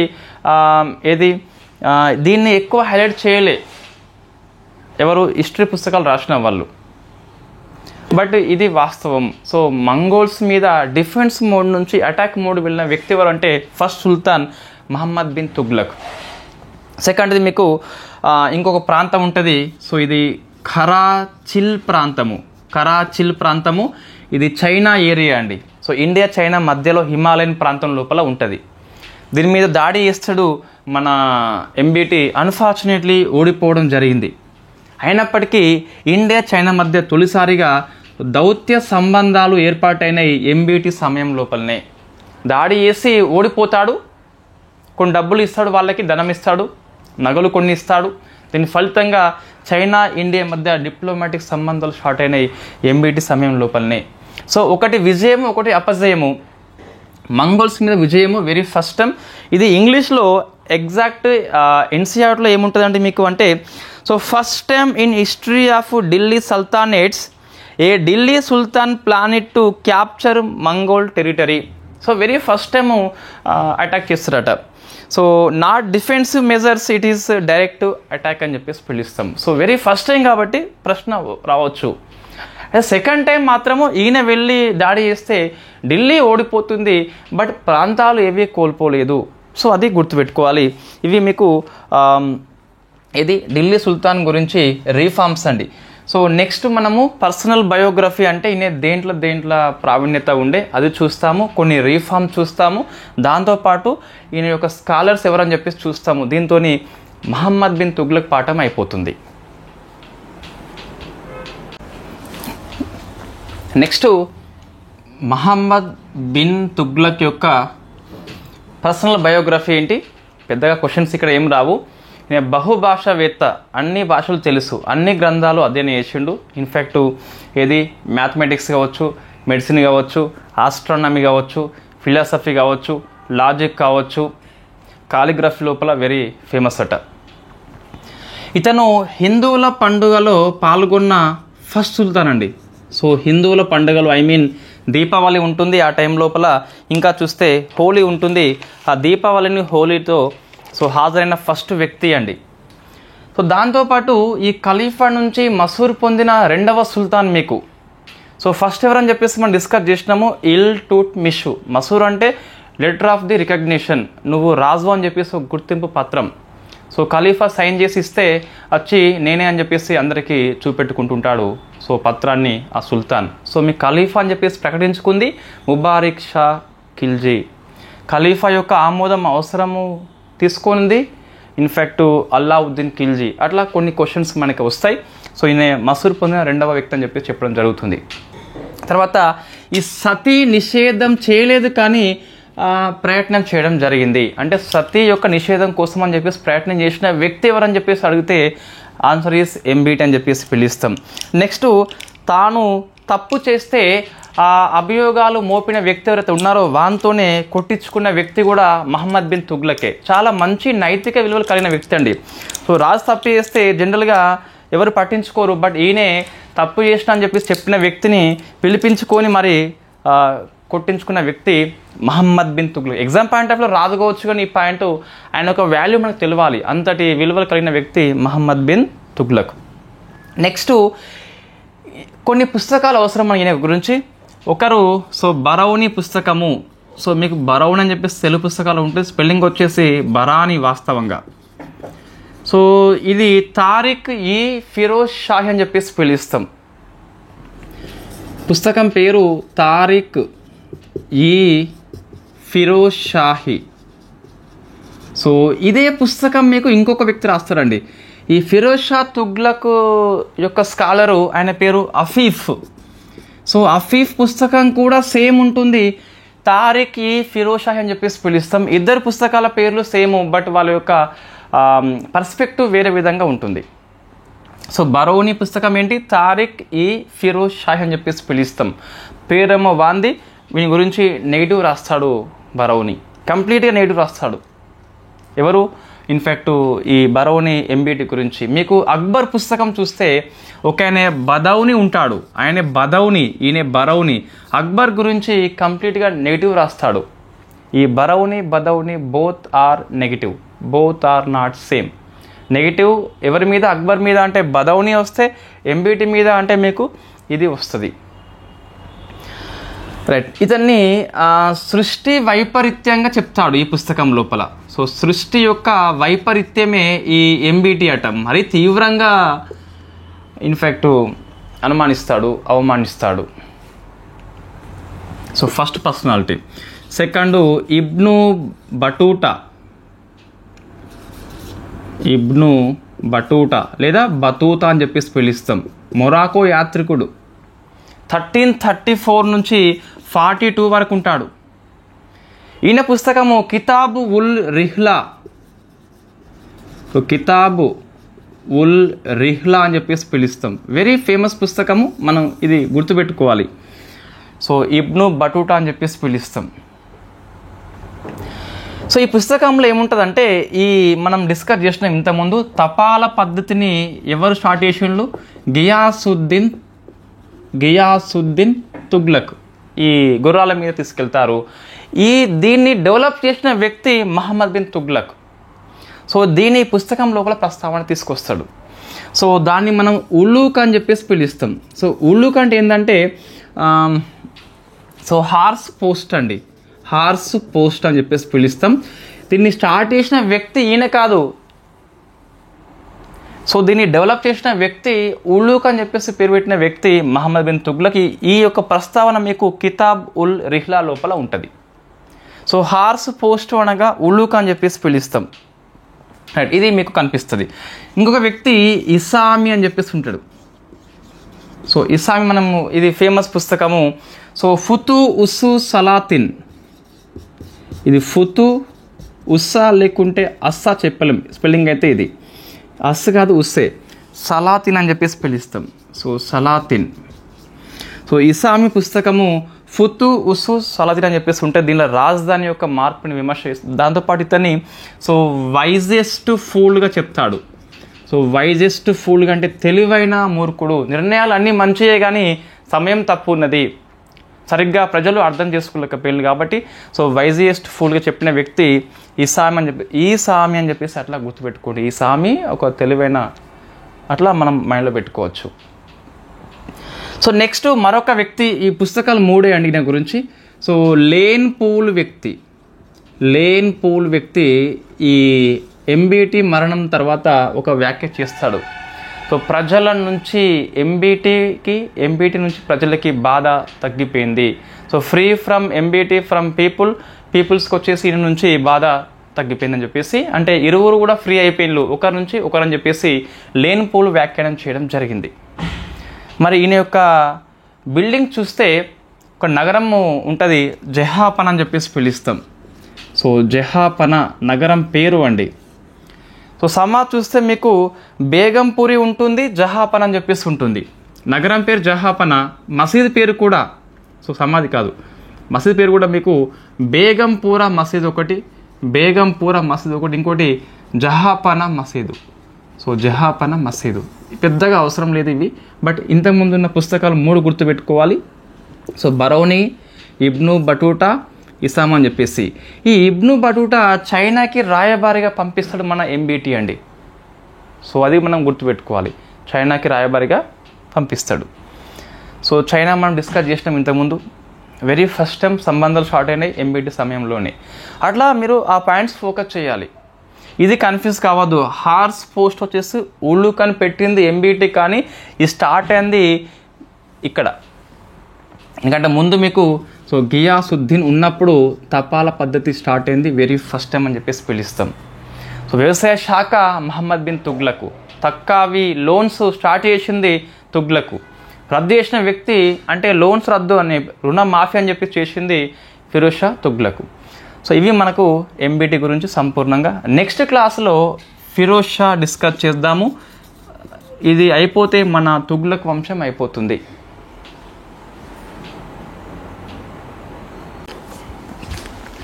so next Tughlaq, Firoz Shah Tughlaq, FST అంటాం. గియాసుద్దీన్ తుగ్లక్, మహమ్మద్ బిన్ తుగ్లక్, ఫిరోజ్ షా తుగ్లక్, నసీరుద్దీన్ తుగ్లక్ అని చెప్పేసి లాస్ట్కి వస్తుంది. మనకి ఓన్లీ 4 మెంబర్స్ మనం డిస్కస్ చేస్తాము. సో ఎక్కువ కాలం పరిపాలించిన వంశం కూడా మీకు తుగ్లక్ వంశం అని చెప్పేసి ఉంటుంది. సో ఫిరోజ్ షా తుగ్లక్ వచ్చేసి వెరీ ఫేమస్ పర్సనాలిటీ. ఫస్ట్ ఈయనే ఒక రాజ్పూత్ మహిళ యొక్క కుమారుడు అండి. ఈ ఢిల్లీ సల్తానేట్ రాజ్యం లోపల చూస్తే రాజ్పూత్ మహిళలు కూడా కొంతమంది ఈ ముస్లిమ్స్ రాజులని పెళ్లి చేసుకోవడం జరిగింది. సో అందులో ఒక రాజ్పూత్ మహిళ బీబీ నైలా అని చెప్పేసి పిలుస్తాం. సో బీబీ నైలా అని చెప్పేసి పిలుస్తాం, వెరీ ఫేమస్ పర్సనాలిటీ. ఈమె పంజాబ్లో ఉన్న అబోహర్, ఇది కూడా గుర్తుపెట్టుకోవాలి. సో అబోహర్ ఒక రాజ్పూత్ వంశము. సో ఈ అబోహర్ యొక్క ఆడపడుచు ఈ బీబీ నైలా, ఆ ఆడపడుచు బిడ్డనే ఈ ఫిరోజ్ షా తుగ్లక్ అని చెప్పేసి పిలుస్తాం. మన తెలంగాణకు కొద్దిగా లింకప్ ఉన్న వ్యక్తి ఫిరోజ్ షా తుగ్లక్. ఒకసారి చూస్తే ఎలా లింకప్ అంటే మనకు సో గన్నమ నాయక అని చెప్పేసి మనం డిస్కస్ చేసినాం ఇంతకుముందు. సో ఈ గన్నమ నాయక ఎవరు అంటే ఈ ప్రతాపరుద్ర 2 ఆస్థానంలో పనిచేసినటువంటి ఒక నాయకర్ లోపల 77 పీపుల్స్లో ఒక వ్యక్తి. సో ఈ 1323లో ఈ జౌనా ఖాన్ మనం డిస్కస్ చేసినాం కదా, మహమ్మద్ బిన్ తుగ్లక్ యువరాజుగా ఉన్నప్పుడు దాడి చేసినప్పుడు ఈ గన్నమ నాయక ఈ ఎంబీటీకి హెల్ప్ చేస్తాడు. సో ఈ గన్నమ్మ నాయక అని చెప్పేసి ఇతని పేరు మనము మాలిక్ మాక్బుల్గా మార్చుకుంటాం. సో మాలిక్ మాక్బుల్గా మార్చుకొని ఓరుగల్లుని సుల్తాన్పూర్గా మారుస్తారు. ఈ సుల్తాన్పూర్కి గవర్నరే ఈ మాలిక్ మాక్బుల్ అని చెప్పేసి పిలుస్తాం.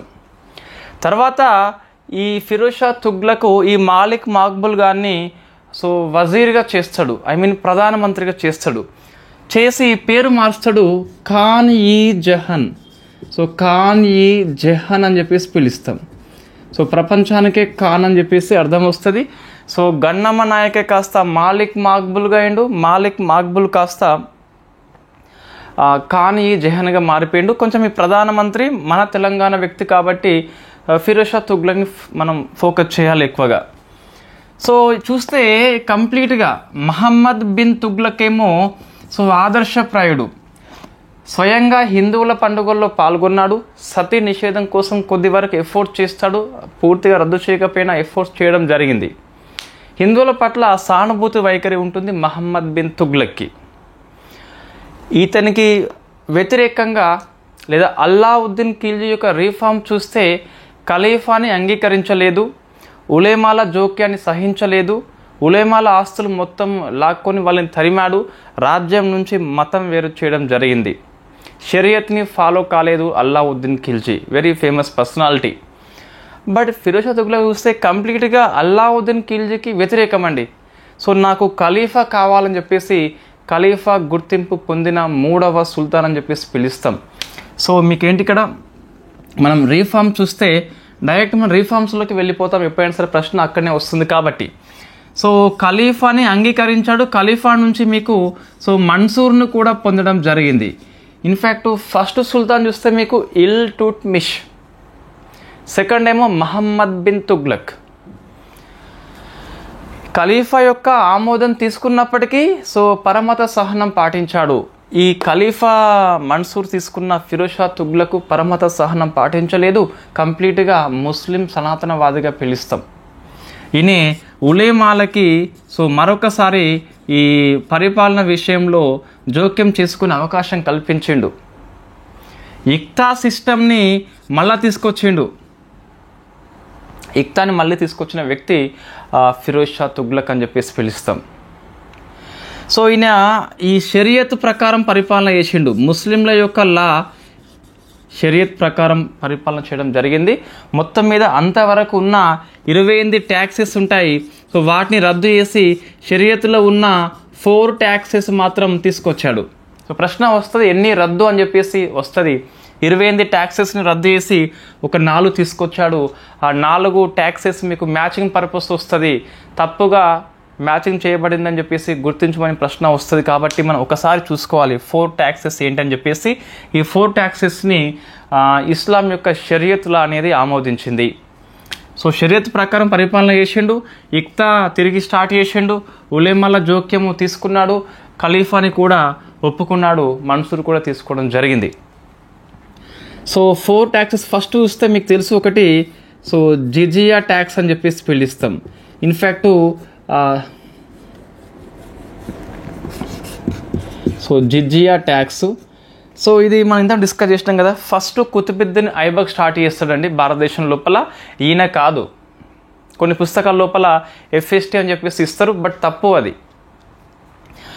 జిజియా ట్యాక్స్ మీన్స్ మీకు ముస్లిం స్టేట్ ఏదైతే ఉంటుందో నాన్ ముస్లిం పీపుల్ మీద విధించే ఒక పోల్ ట్యాక్స్ అని చెప్పేసి పిలుస్తాం, పర్ క్యాపిటల్ ట్యాక్స్ అని చెప్పేసి పిలుస్తాం, నపరా ఇంత అని చెప్పేసి ఇయర్లీ బేస్లో ఉంటుంది. It is not uniform tax, ఒక్కొక్క రాజు ఒక్కొక్క రకంగా విధిస్తారు వాళ్ళు. సో జనరల్లీ చూస్తే దీని నుంచి చిల్డ్రన్కి మినహాయింపు ఇవ్వడం జరుగుతుంది, ఉమెన్స్కి కూడా మినహాయింపు ఇవ్వడం జరుగుతుంది. సో ఏజ్డ్ పీపుల్కి, ఫిజికల్ విత్ డిజబిలిటీకి వీళ్ళకి మినహాయింపు ఇస్తాం మనం. సో బ్రాహ్మణ్స్ కూడా మినహాయింపు ఉండేది అప్పుడు స్టార్టింగ్లో అయితే.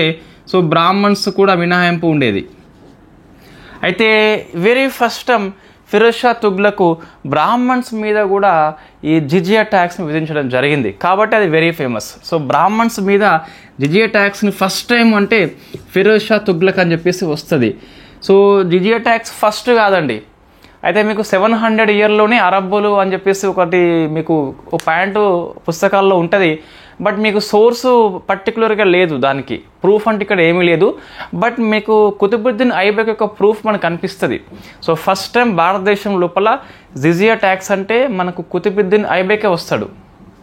సో తర్వాత చూస్తే ఈయన బ్రాహ్మణుల మీద కూడా విధించిండు. అంతకుముందు మినహాయింపు ఉండేదట, బ్రాహ్మణ్స్ మీద వెరీ ఫస్ట్ టైం మనకు ఈ FST అని చెప్పేసి గుర్తుపెట్టుకోవాలి. సో సెకండ్ ట్యాక్స్ పేరు మీకు సో జకాత్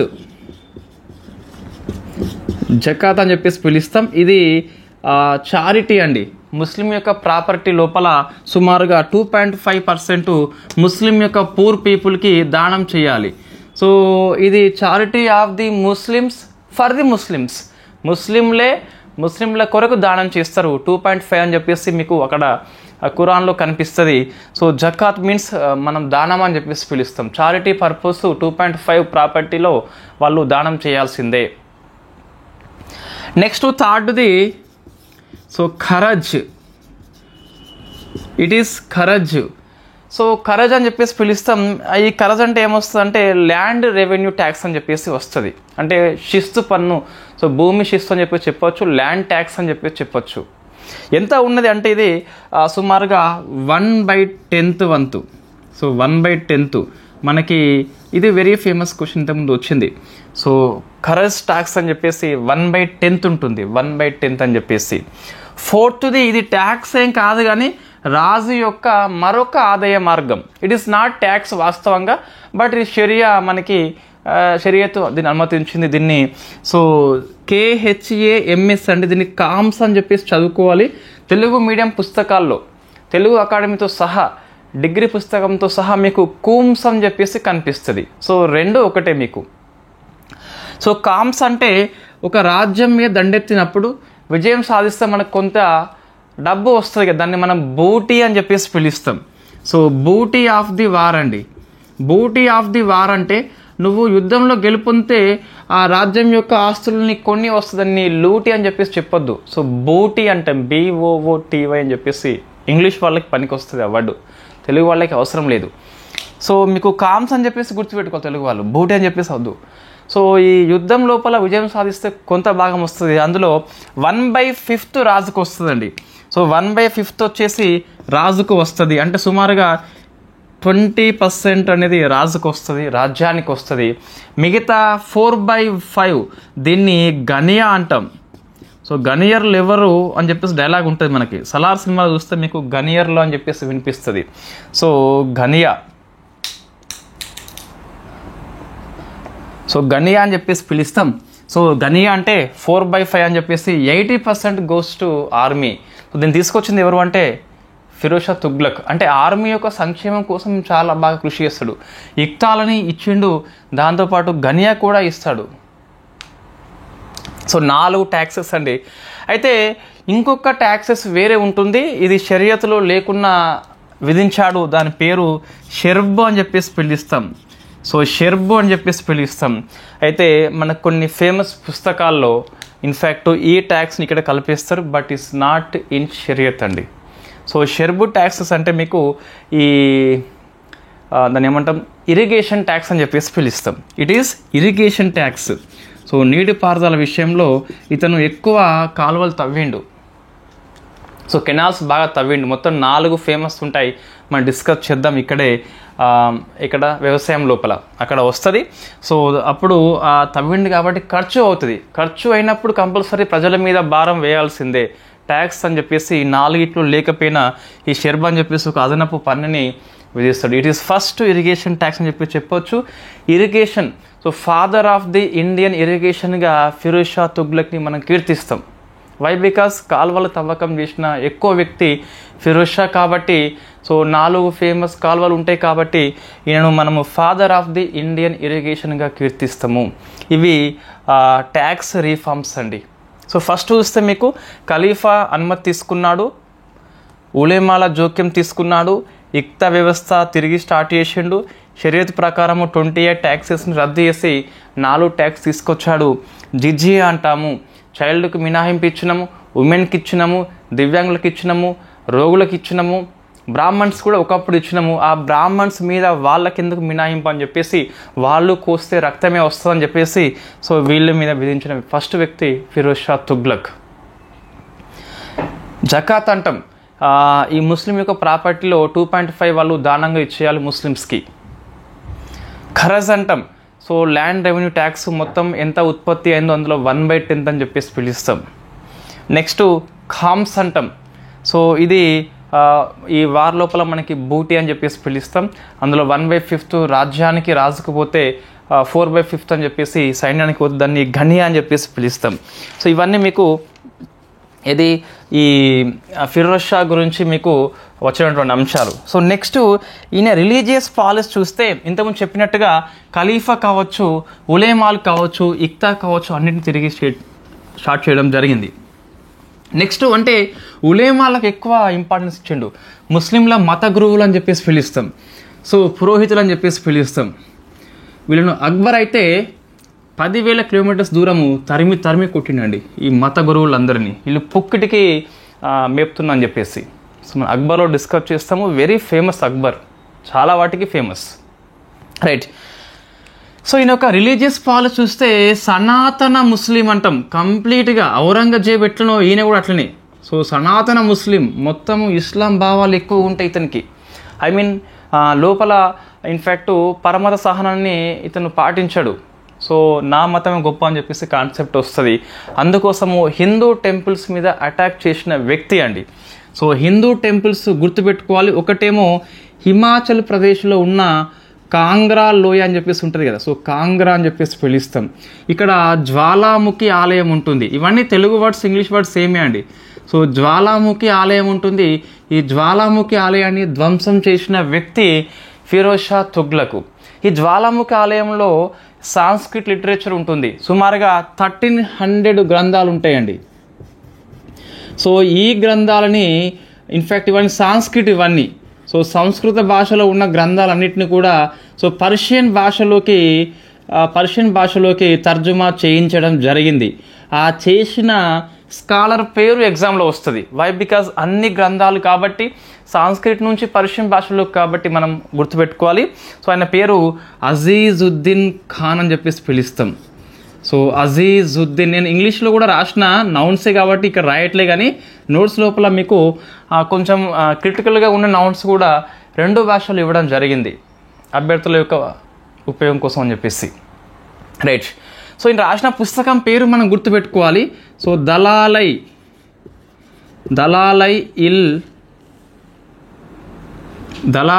ఈ ఫిరోజ్ షాహీ. సో చివర ఫిరోజ్ షాహీ చాలా పుస్తకాలు వస్తున్నాయి, మరి కన్ఫ్యూజ్ కావద్దు. సో దలాలై ఈ ఫిరోజ్ షాహీ అని చెప్పేసి పిలుస్తాం.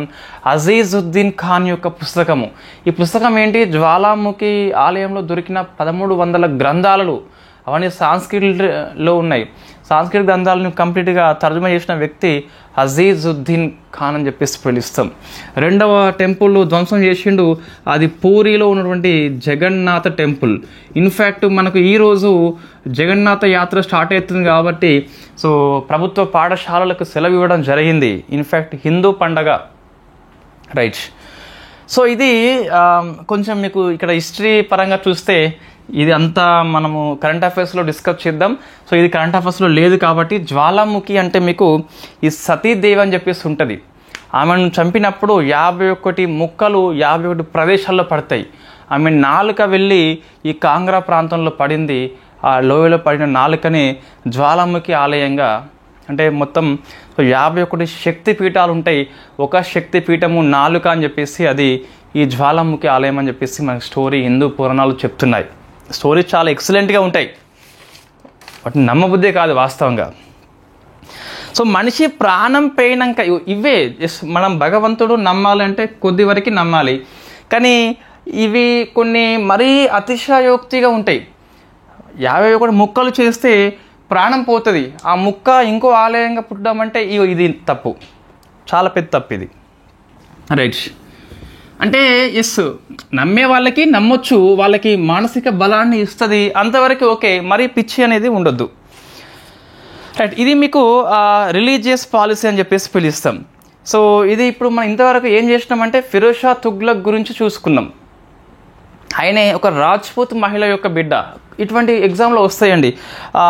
బీబీ నైలా అని చెప్పేసి పిలుస్తాం. అబోహర్ ప్రాంతం యొక్క రాజపూత్ మహిళ ఆడపడుచు బిడ్డనే ఈ Firoz Shah Tughlaq. So taxes reforms చూసుకోవాలి. 28 రీఫార్మ్స్ ఉంటాయి కదా, ఆ 28 ట్యాక్సెస్ని రద్దు చేసి ఒక 4 ఉంటాయి. సో జకాత్ అంటాము, తర్వాత జిజియా అంటాము, తర్వాత ఖరజ్ అంటాము, నెక్స్ట్ ఖమ్మత్ అని చెప్పేసి పిలుస్తాం. రైట్, సారీ కమ్మత, కామ్స్ అని చెప్పేసి పిలుస్తాం. గనియా అంటే ఆ కామ్స్లోకి తీయంగా వచ్చిందే Guinea, it is only for army, అది 4/5 అని చెప్పేసి ఉంటుంది. ఇది కాకుండా మీకు ఇంకొక ట్యాక్స్ ఉంటుంది. సో అదేమో షెర్బా అని చెప్పేసి పిలుస్తాం. ఆ షెర్బా అంటే it is a irrigation tax. ఇతను 4 కెనాల్స్ నిర్మించిండు కాబట్టి ట్యాక్స్ తప్పనిసరి కాబట్టి షరియలో లేకపోయినా అది విధించడం జరిగింది. So it is irrigation tax అండి. రిలీజియస్ ఫాలో చూస్తే 2 టెంపుల్స్ గుర్తుపెట్టుకోవాలి. కాంగ్రా లోయ లోపల జ్వాలాముఖి ఆలయం ధ్వంసం చేస్తాడు. అక్కడ సాంస్క్రిట్ గ్రంథాలు దొరికితే వాటిని పర్షియన్లోకి అనువాదం చేయిస్తాడు. అజీజుద్దీన్ ఖాన్ అని చెప్పేసి పిలుస్తాం. దలాలై ఈ ఫిరోజ్ షా అని చెప్పేసి ఆ గ్రంథం పేరు. సో గ్రంథము పర్షియన్ భాషలోకి అనువాదం చేయడం జరిగింది. తర్వాత చూస్తే పూరి జగన్నాథ్ ఆలయం కూడా ధ్వంసం చేయడం జరిగింది. ఎవరు? ఈ ఫిరోజ్ షా తుగ్లక్.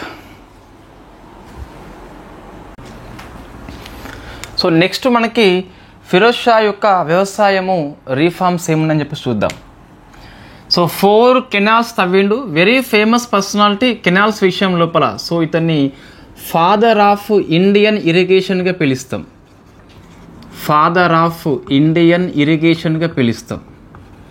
ఇండియన్ ఇరిగేషన్గా పిలుస్తాం. వెరీ ఫేమస్ పర్సనాలిటీ ఈ కాలువల తవ్వకం విషయంలో. మనకి పుస్తకంలో 4 అని చెప్పేసి మెన్షన్ చేసి వాళ్ళు 3 ఇస్తారు. మనం సెర్చ్ చేసి ఇంకోటి కనుక్కోవడం జరిగింది. సో ఫస్ట్ చూస్తే మీకు ఇవి ఆర్డర్లో ఏమీ అవసరం లేదు, ఎట్లయినా సరిపోతుంది. సట్లేజ్ నుంచి, సో కాలువలండి ఇవన్నీ కూడా, సట్లేజ్ నుంచి సో గగ్గర్ వరకు. సెకండ్ది ఈ గగ్గర్ నుంచి ఖేరా వరకు. థర్డ్ది మాండవి నుంచి హిస్సార్ వరకు.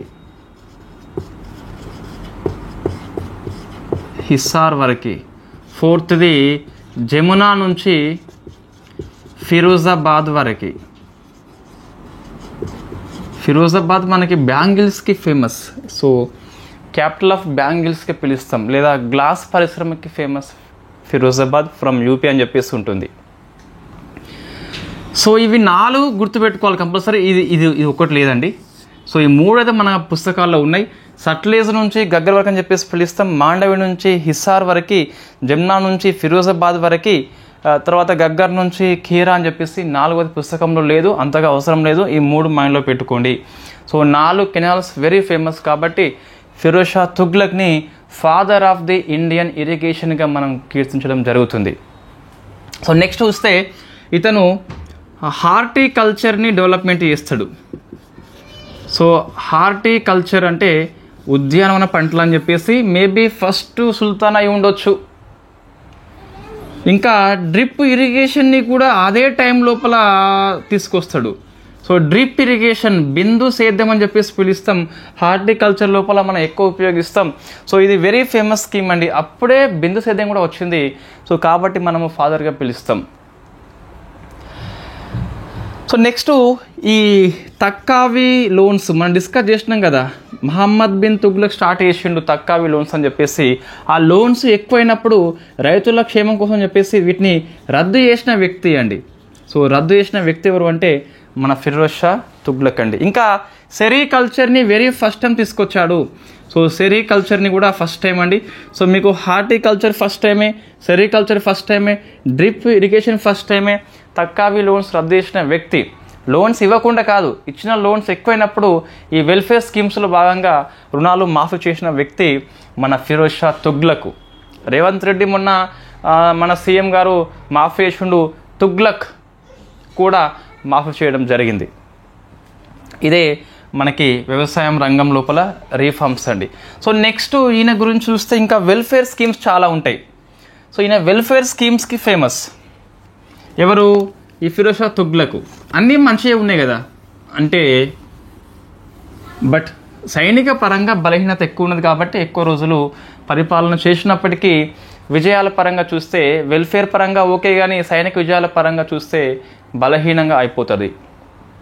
సో నెక్స్ట్ మీకు పబ్లిక్ వెల్ఫేర్ కోసము ఏమేం చేసిండు. సో ఇక్కడ మీకు ప్రశ్న వస్తే కనుక ఎక్కువ సార్లు ఈ డిపార్ట్మెంట్స్ పేర్లు వస్తాయండి.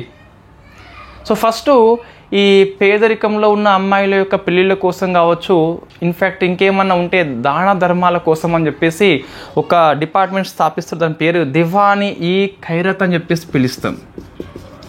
సో దివాన్ ఈ ఖైరత్ ఇది దాన ధర్మాల శాఖ అని చెప్పేసి పిలుస్తాం. చారిటబుల్ డిపార్ట్మెంట్ అని చెప్పేసి పిలుస్తాం. కంప్లీట్గా ఎవరైతే ఇబ్బందులు ఉంటారో వాళ్ళకి హెల్ప్ చేస్తుంది. అన్ఎంప్లాయ్మెంట్ ఎక్స్చేంజ్ స్థాపిస్తాడు, అంటే నిరుద్యోగుల యొక్క సంక్షేమం కోసం చెప్పేసి ఇది స్టార్ట్ చేస్తాడు మన ఫిరోజ్ షా తుగ్లక్. నెక్స్ట్ చూస్తే ఇది ఒకటి అంటే సెకండ్ది సో దారుల్ షిఫా అని చెప్పేసి ఉంటుంది. ఇది గౌట్ హాస్పిటల్ అండి, ఫ్రీ మెడికల్ కేర్ ఇస్తుంది. దారుల్ షిఫా అని చెప్పేసి పిలుస్తాం, ఫ్రీ మెడికల్ అని చెప్పేసి పిలుస్తాం. నెక్స్ట్ బానిసలని పెంచి పోషిస్తాడు. ఈ బానిసల సంక్షేమం కోసం అని చెప్పేసి దివాన్ ఈ బందగన్ అని చెప్పేసి మరో డిపార్ట్మెంట్ స్థాపిస్తాడు. సో దివాన్ ఈ బందగన్ గుర్తుపెట్టుకోవాలి, ఎగ్జామ్లో వస్తాయి. నెక్స్ట్ ఈ వృద్ధాప్య పెన్షన్ కోసం కావచ్చు, ఆసరా ఎవరికైతే అవసరమో వాళ్ళ కోసము పెన్షన్ డిపార్ట్మెంట్ స్థాపిస్తుంది. దాని పేరు దివాని ఈ ఇస్తియాక్ అని చెప్పేసి పిలుస్తాం. సో దివాన్ ఈ ఇస్తియాక్ అని చెప్పేసి పిలుస్తాం. ఇవన్నీ డిపార్ట్మెంట్స్. మళ్ళీ మీకు లాస్ట్ క్లాస్లో సండే రోజు క్లాస్ ఉంటుంది కదా, మండే ఎగ్జామ్ ఉంటుంది దీని మీద. సో సండే క్లాస్లో ఇవన్నీ వస్తాయి మరొకసారి. ఎందుకు వస్తాయి అంటే మీకు ఢిల్లీ పరిపాలన విషయంలో ఏ మినిస్ట్రీస్ అని చెప్పేసి మనం ఒక దగ్గర రాసుకుంటాం. సో అక్కడ అన్నీ వస్తాయి. దివాన్ ఈ అరీజ్ అని ముస్తకు రాజ్ అని చెప్పేసి అవన్నీ ఉన్నాయి కదా. సో దివాన్ ఈ ఖైరత్, దివాన్ ఈ బందగన్, దివాన్ ఈ ఇస్తయక్, ఇలాంటి అన్నీ ఒక దగ్గర వస్తాయి. ఇవన్నీ ఎవరి? ఫిరోజ్ షా తుగ్లక్ అని చెప్పేసి పిలుస్తాం. ఒకసారి చూస్తే గుర్తుండవండి, మీరు కనీసం 2-3 టైమ్స్ ప్రాక్టీస్ చేయాలి కంపల్సరీ. సో ఖైరత్ అంటే దాన ధర్మాల కోసం అని చెప్పి స్టార్ట్ చేసిండు. ముఖ్యంగా పేదింటి అమ్మాయిల యొక్క పెళ్ళిళ్ళ కోసం, ముస్లిమ్స్ వాళ్ళ కోసం మాత్రమే ఇది పనిచేస్తుంది. సో దారుల్ షిఫా అంటే సో ఫ్రీ మెడికల్ కేర్ ఇస్తుంది గౌట్ హాస్పిటల్. దివాన్ ఈ బందగన్ అంటే బానిసల యొక్క వెల్ఫేర్ కోసం పనిచేస్తుంది. దివాన్ ఈ ఇస్తియాక్ అంటే పెన్షనర్ల కోసం పనిచేస్తుంది, ఆసరా అవసరం వాళ్ళ కోసం పనిచేస్తుంది. ఇంకా ఇతను చాలా హార్ష్ పనిష్మెంట్ ఉండి ఒకప్పుడు వాటిని రద్దు చేయడం జరిగింది. ఇవన్నీ కూడా సో సంక్షేమం కోసం అని చెప్పి చెప్పడము జరుగుతుంది. సో ఇవన్నీ ఎవరండి? ఫిరోజ్ షా తుగ్లక్. సో నెక్స్ట్ కొన్ని నగరాలు కూడా నిర్మిస్తాడు. సో మొత్తం 5 ఉంటాయండి. ఆ 5 పేర్లు అవసరమే. ఒకటేమో హిస్సార్ అంటాం. సో హిస్సార్ ఇది హర్యానాలో very famous. Next so Firozabad యూపీలో ఫేమస్. ఇది బ్యాంగిల్కి ఫేమస్ అండి. సో బ్యాంగిల్స్ గాజులకి ఫేమస్ ఫిరోజ్బాద్. థర్డ్ ఫిరోజ్పూర్ అని చెప్పేసి ఉంటుంది. ఇది ఐ థింక్ పంజాబ్లో ఉంటుంది. సో నెక్స్ట్ ఫతేబాద్, ఇది హర్యానా అండి. 5వది జౌన్పూర్ అని చెప్పేసి, ఈ జౌనఖాన్ ఉండగా ఎంబీటీ. సో జౌన్పూర్ అని చెప్పేసి ఇది యూపీలో ఉంటుంది. సో ఈ 5 యొక్క నిర్మాత ఎవరు అంటే మన ఫిరోజ్ షా తుగ్లక్. దీంతోపాటు ఈ అశోక స్తంభాలు, అశోక్ పిల్లర్స్ ఉంటాయి కదా, వాటిని మీరట్ మరియు తోప్రా ఈ 2 ప్రాంతాల నుంచి ఢిల్లీకి తీసుకురావడం జరిగింది. ఇదంతా మీకు సో ఈ ఆర్కిటెక్చర్ విషయంలో వస్తుంది. అశోక పిల్లర్స్ ఏవైతే ఉంటాయో వాటిని మీరట్ నుంచి, తోప్రా నుంచి తీసుకురావడం జరిగింది. ఇవన్నీ ఫ్యాక్ట్ బిట్సే అండి. వీటితో పాటు కొన్ని మహల్స్ నిర్మిస్తాడు. ఒకటి ఫిరోజ్ షా కోట్లా, వెరీ ఫేమస్ భవంతి ఇది. సో ఫిరోజ్ షా కోట్లా అని చెప్పేసి పిలుస్తాం. సో ఇది ఫేమస్ మహల్, ఫిరోజ్ షా తుగ్లకే నిర్మించింది. దీంతోపాటు హౌస్ కాస్ అని చెప్పేసి పిలుస్తాం. ఈ హౌస్ కాస్ అనేది వేసవిడిది అండి ఇతనికి. సో సరస్సుల మధ్యలో ఉంటుంది కాబట్టి వేసవి విడిదిగా ఈ హౌస్ కాస్ ఒక రీసార్ట్ అని చెప్పేసి పిలుస్తాం. సో హౌస్ కాస్ మనం గుర్తుపెట్టుకోవాలి. వేసవి విడిది ఎవరికి? ఫిరోజ్ షా తుగ్లక్ అని చెప్పేసి. ఇవి నగరాలు, ఈ అశోక్ పిల్లర్స్ తీసుకొచ్చిన ప్రాంతాల పేర్లు, ఇవేమో భవనాల పేర్లు అని చెప్పేసి పిలుస్తాం. నెక్స్ట్ ఈయన యొక్క ఆస్థానంలో ఉన్న విద్వాంసులు ఎవరు, స్కాలర్స్ ఎవరంటే మనం ఇంతకు డిస్కస్ చేసినాం. సో బరాని అని చెప్పేసి పిలుస్తాం. సో బరాని లేదా బరౌని అని చెప్పేసి తుగ్లక్ని, సో మహమ్మద్ బిన్ తుగ్లక్ని తిట్టిపోసిన వ్యక్తి బరౌని. ఆ బదౌని ఏమో అక్బర్ని తిట్టిపోస్తాడు. సో ఈయన ఇన్ఫ్యాక్ట్ తారిక్ ఈ ఫిరోజ్ షాహి అని చెప్పేసి పుస్తకం రాస్తాడు. సో తారిక్ ఈ ఫిరోజ్ షాహి అని చెప్పేసి పిలుస్తాం. నెక్స్ట్ ఇదే సేమ్ పుస్తకాన్ని మనకి అఫీఫా అని చెప్పేసి, నేను అప్పుడే చెప్పిన 2 పుస్తకాలు సేమ్ ఉంటాయని చెప్పేసి.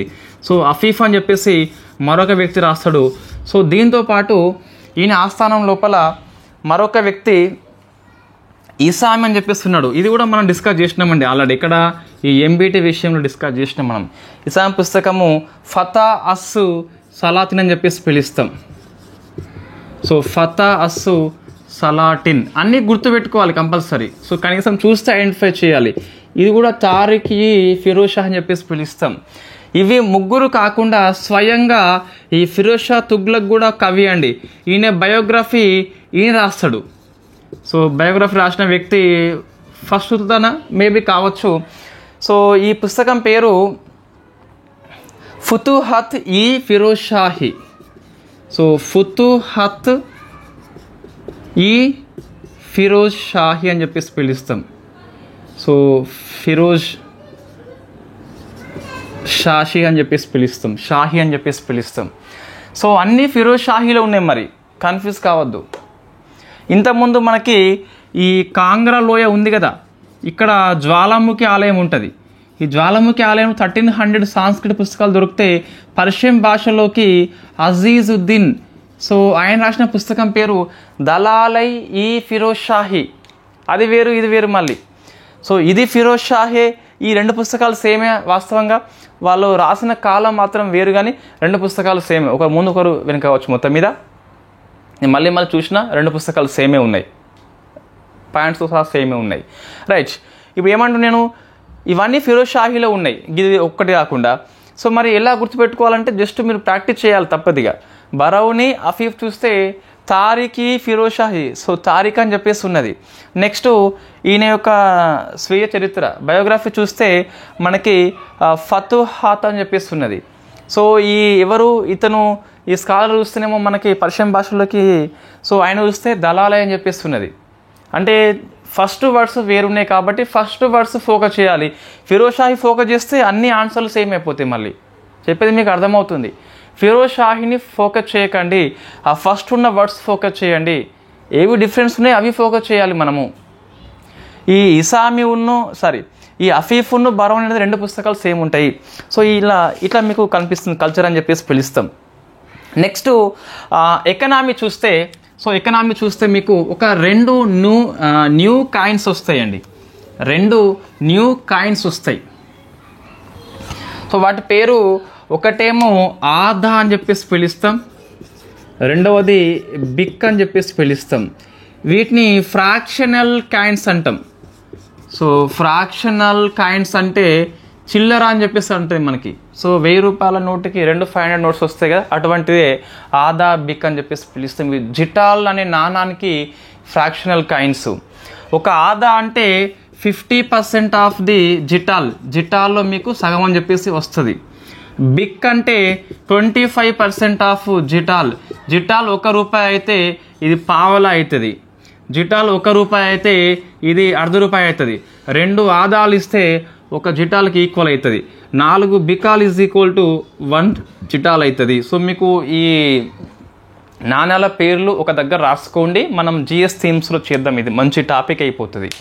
దిర్హామ్ అంటే ఎవరు అని చెప్పేసి, సో జిటాల్ అని చెప్పేసి ఎవరు, అట్లా ప్రశ్నలు వస్తాయి కదా. ఈ ఆదా బిక్ అంటే ఎవరు అని చెప్పేసి ప్రశ్నలు వస్తాయి. కాబట్టి ఒకసారి మనం చూసుకోవాలి కంపల్సరీ. కరెన్సీ అన్నీ ఒక దగ్గర రాసుకోవాలి. నేను రాసి పెడతాను మీకోసం. మీరేం చేయాలి, ప్రతిదీ ఫాలో అవుతూనే ఉండాలి కంపల్సరీ. సో నేను ఏం చేస్తా అంటే ఈ పాఠం అయిపోయిందండి. ఉన్న తుగ్లక్ ఒకటే, అన్ని చిన్న పాయింట్స్ అది అయిపోతుంది. సో ఇక్కడ మీకు చూస్తే ఇది సో నసీరుద్దీన్ తుగ్లకు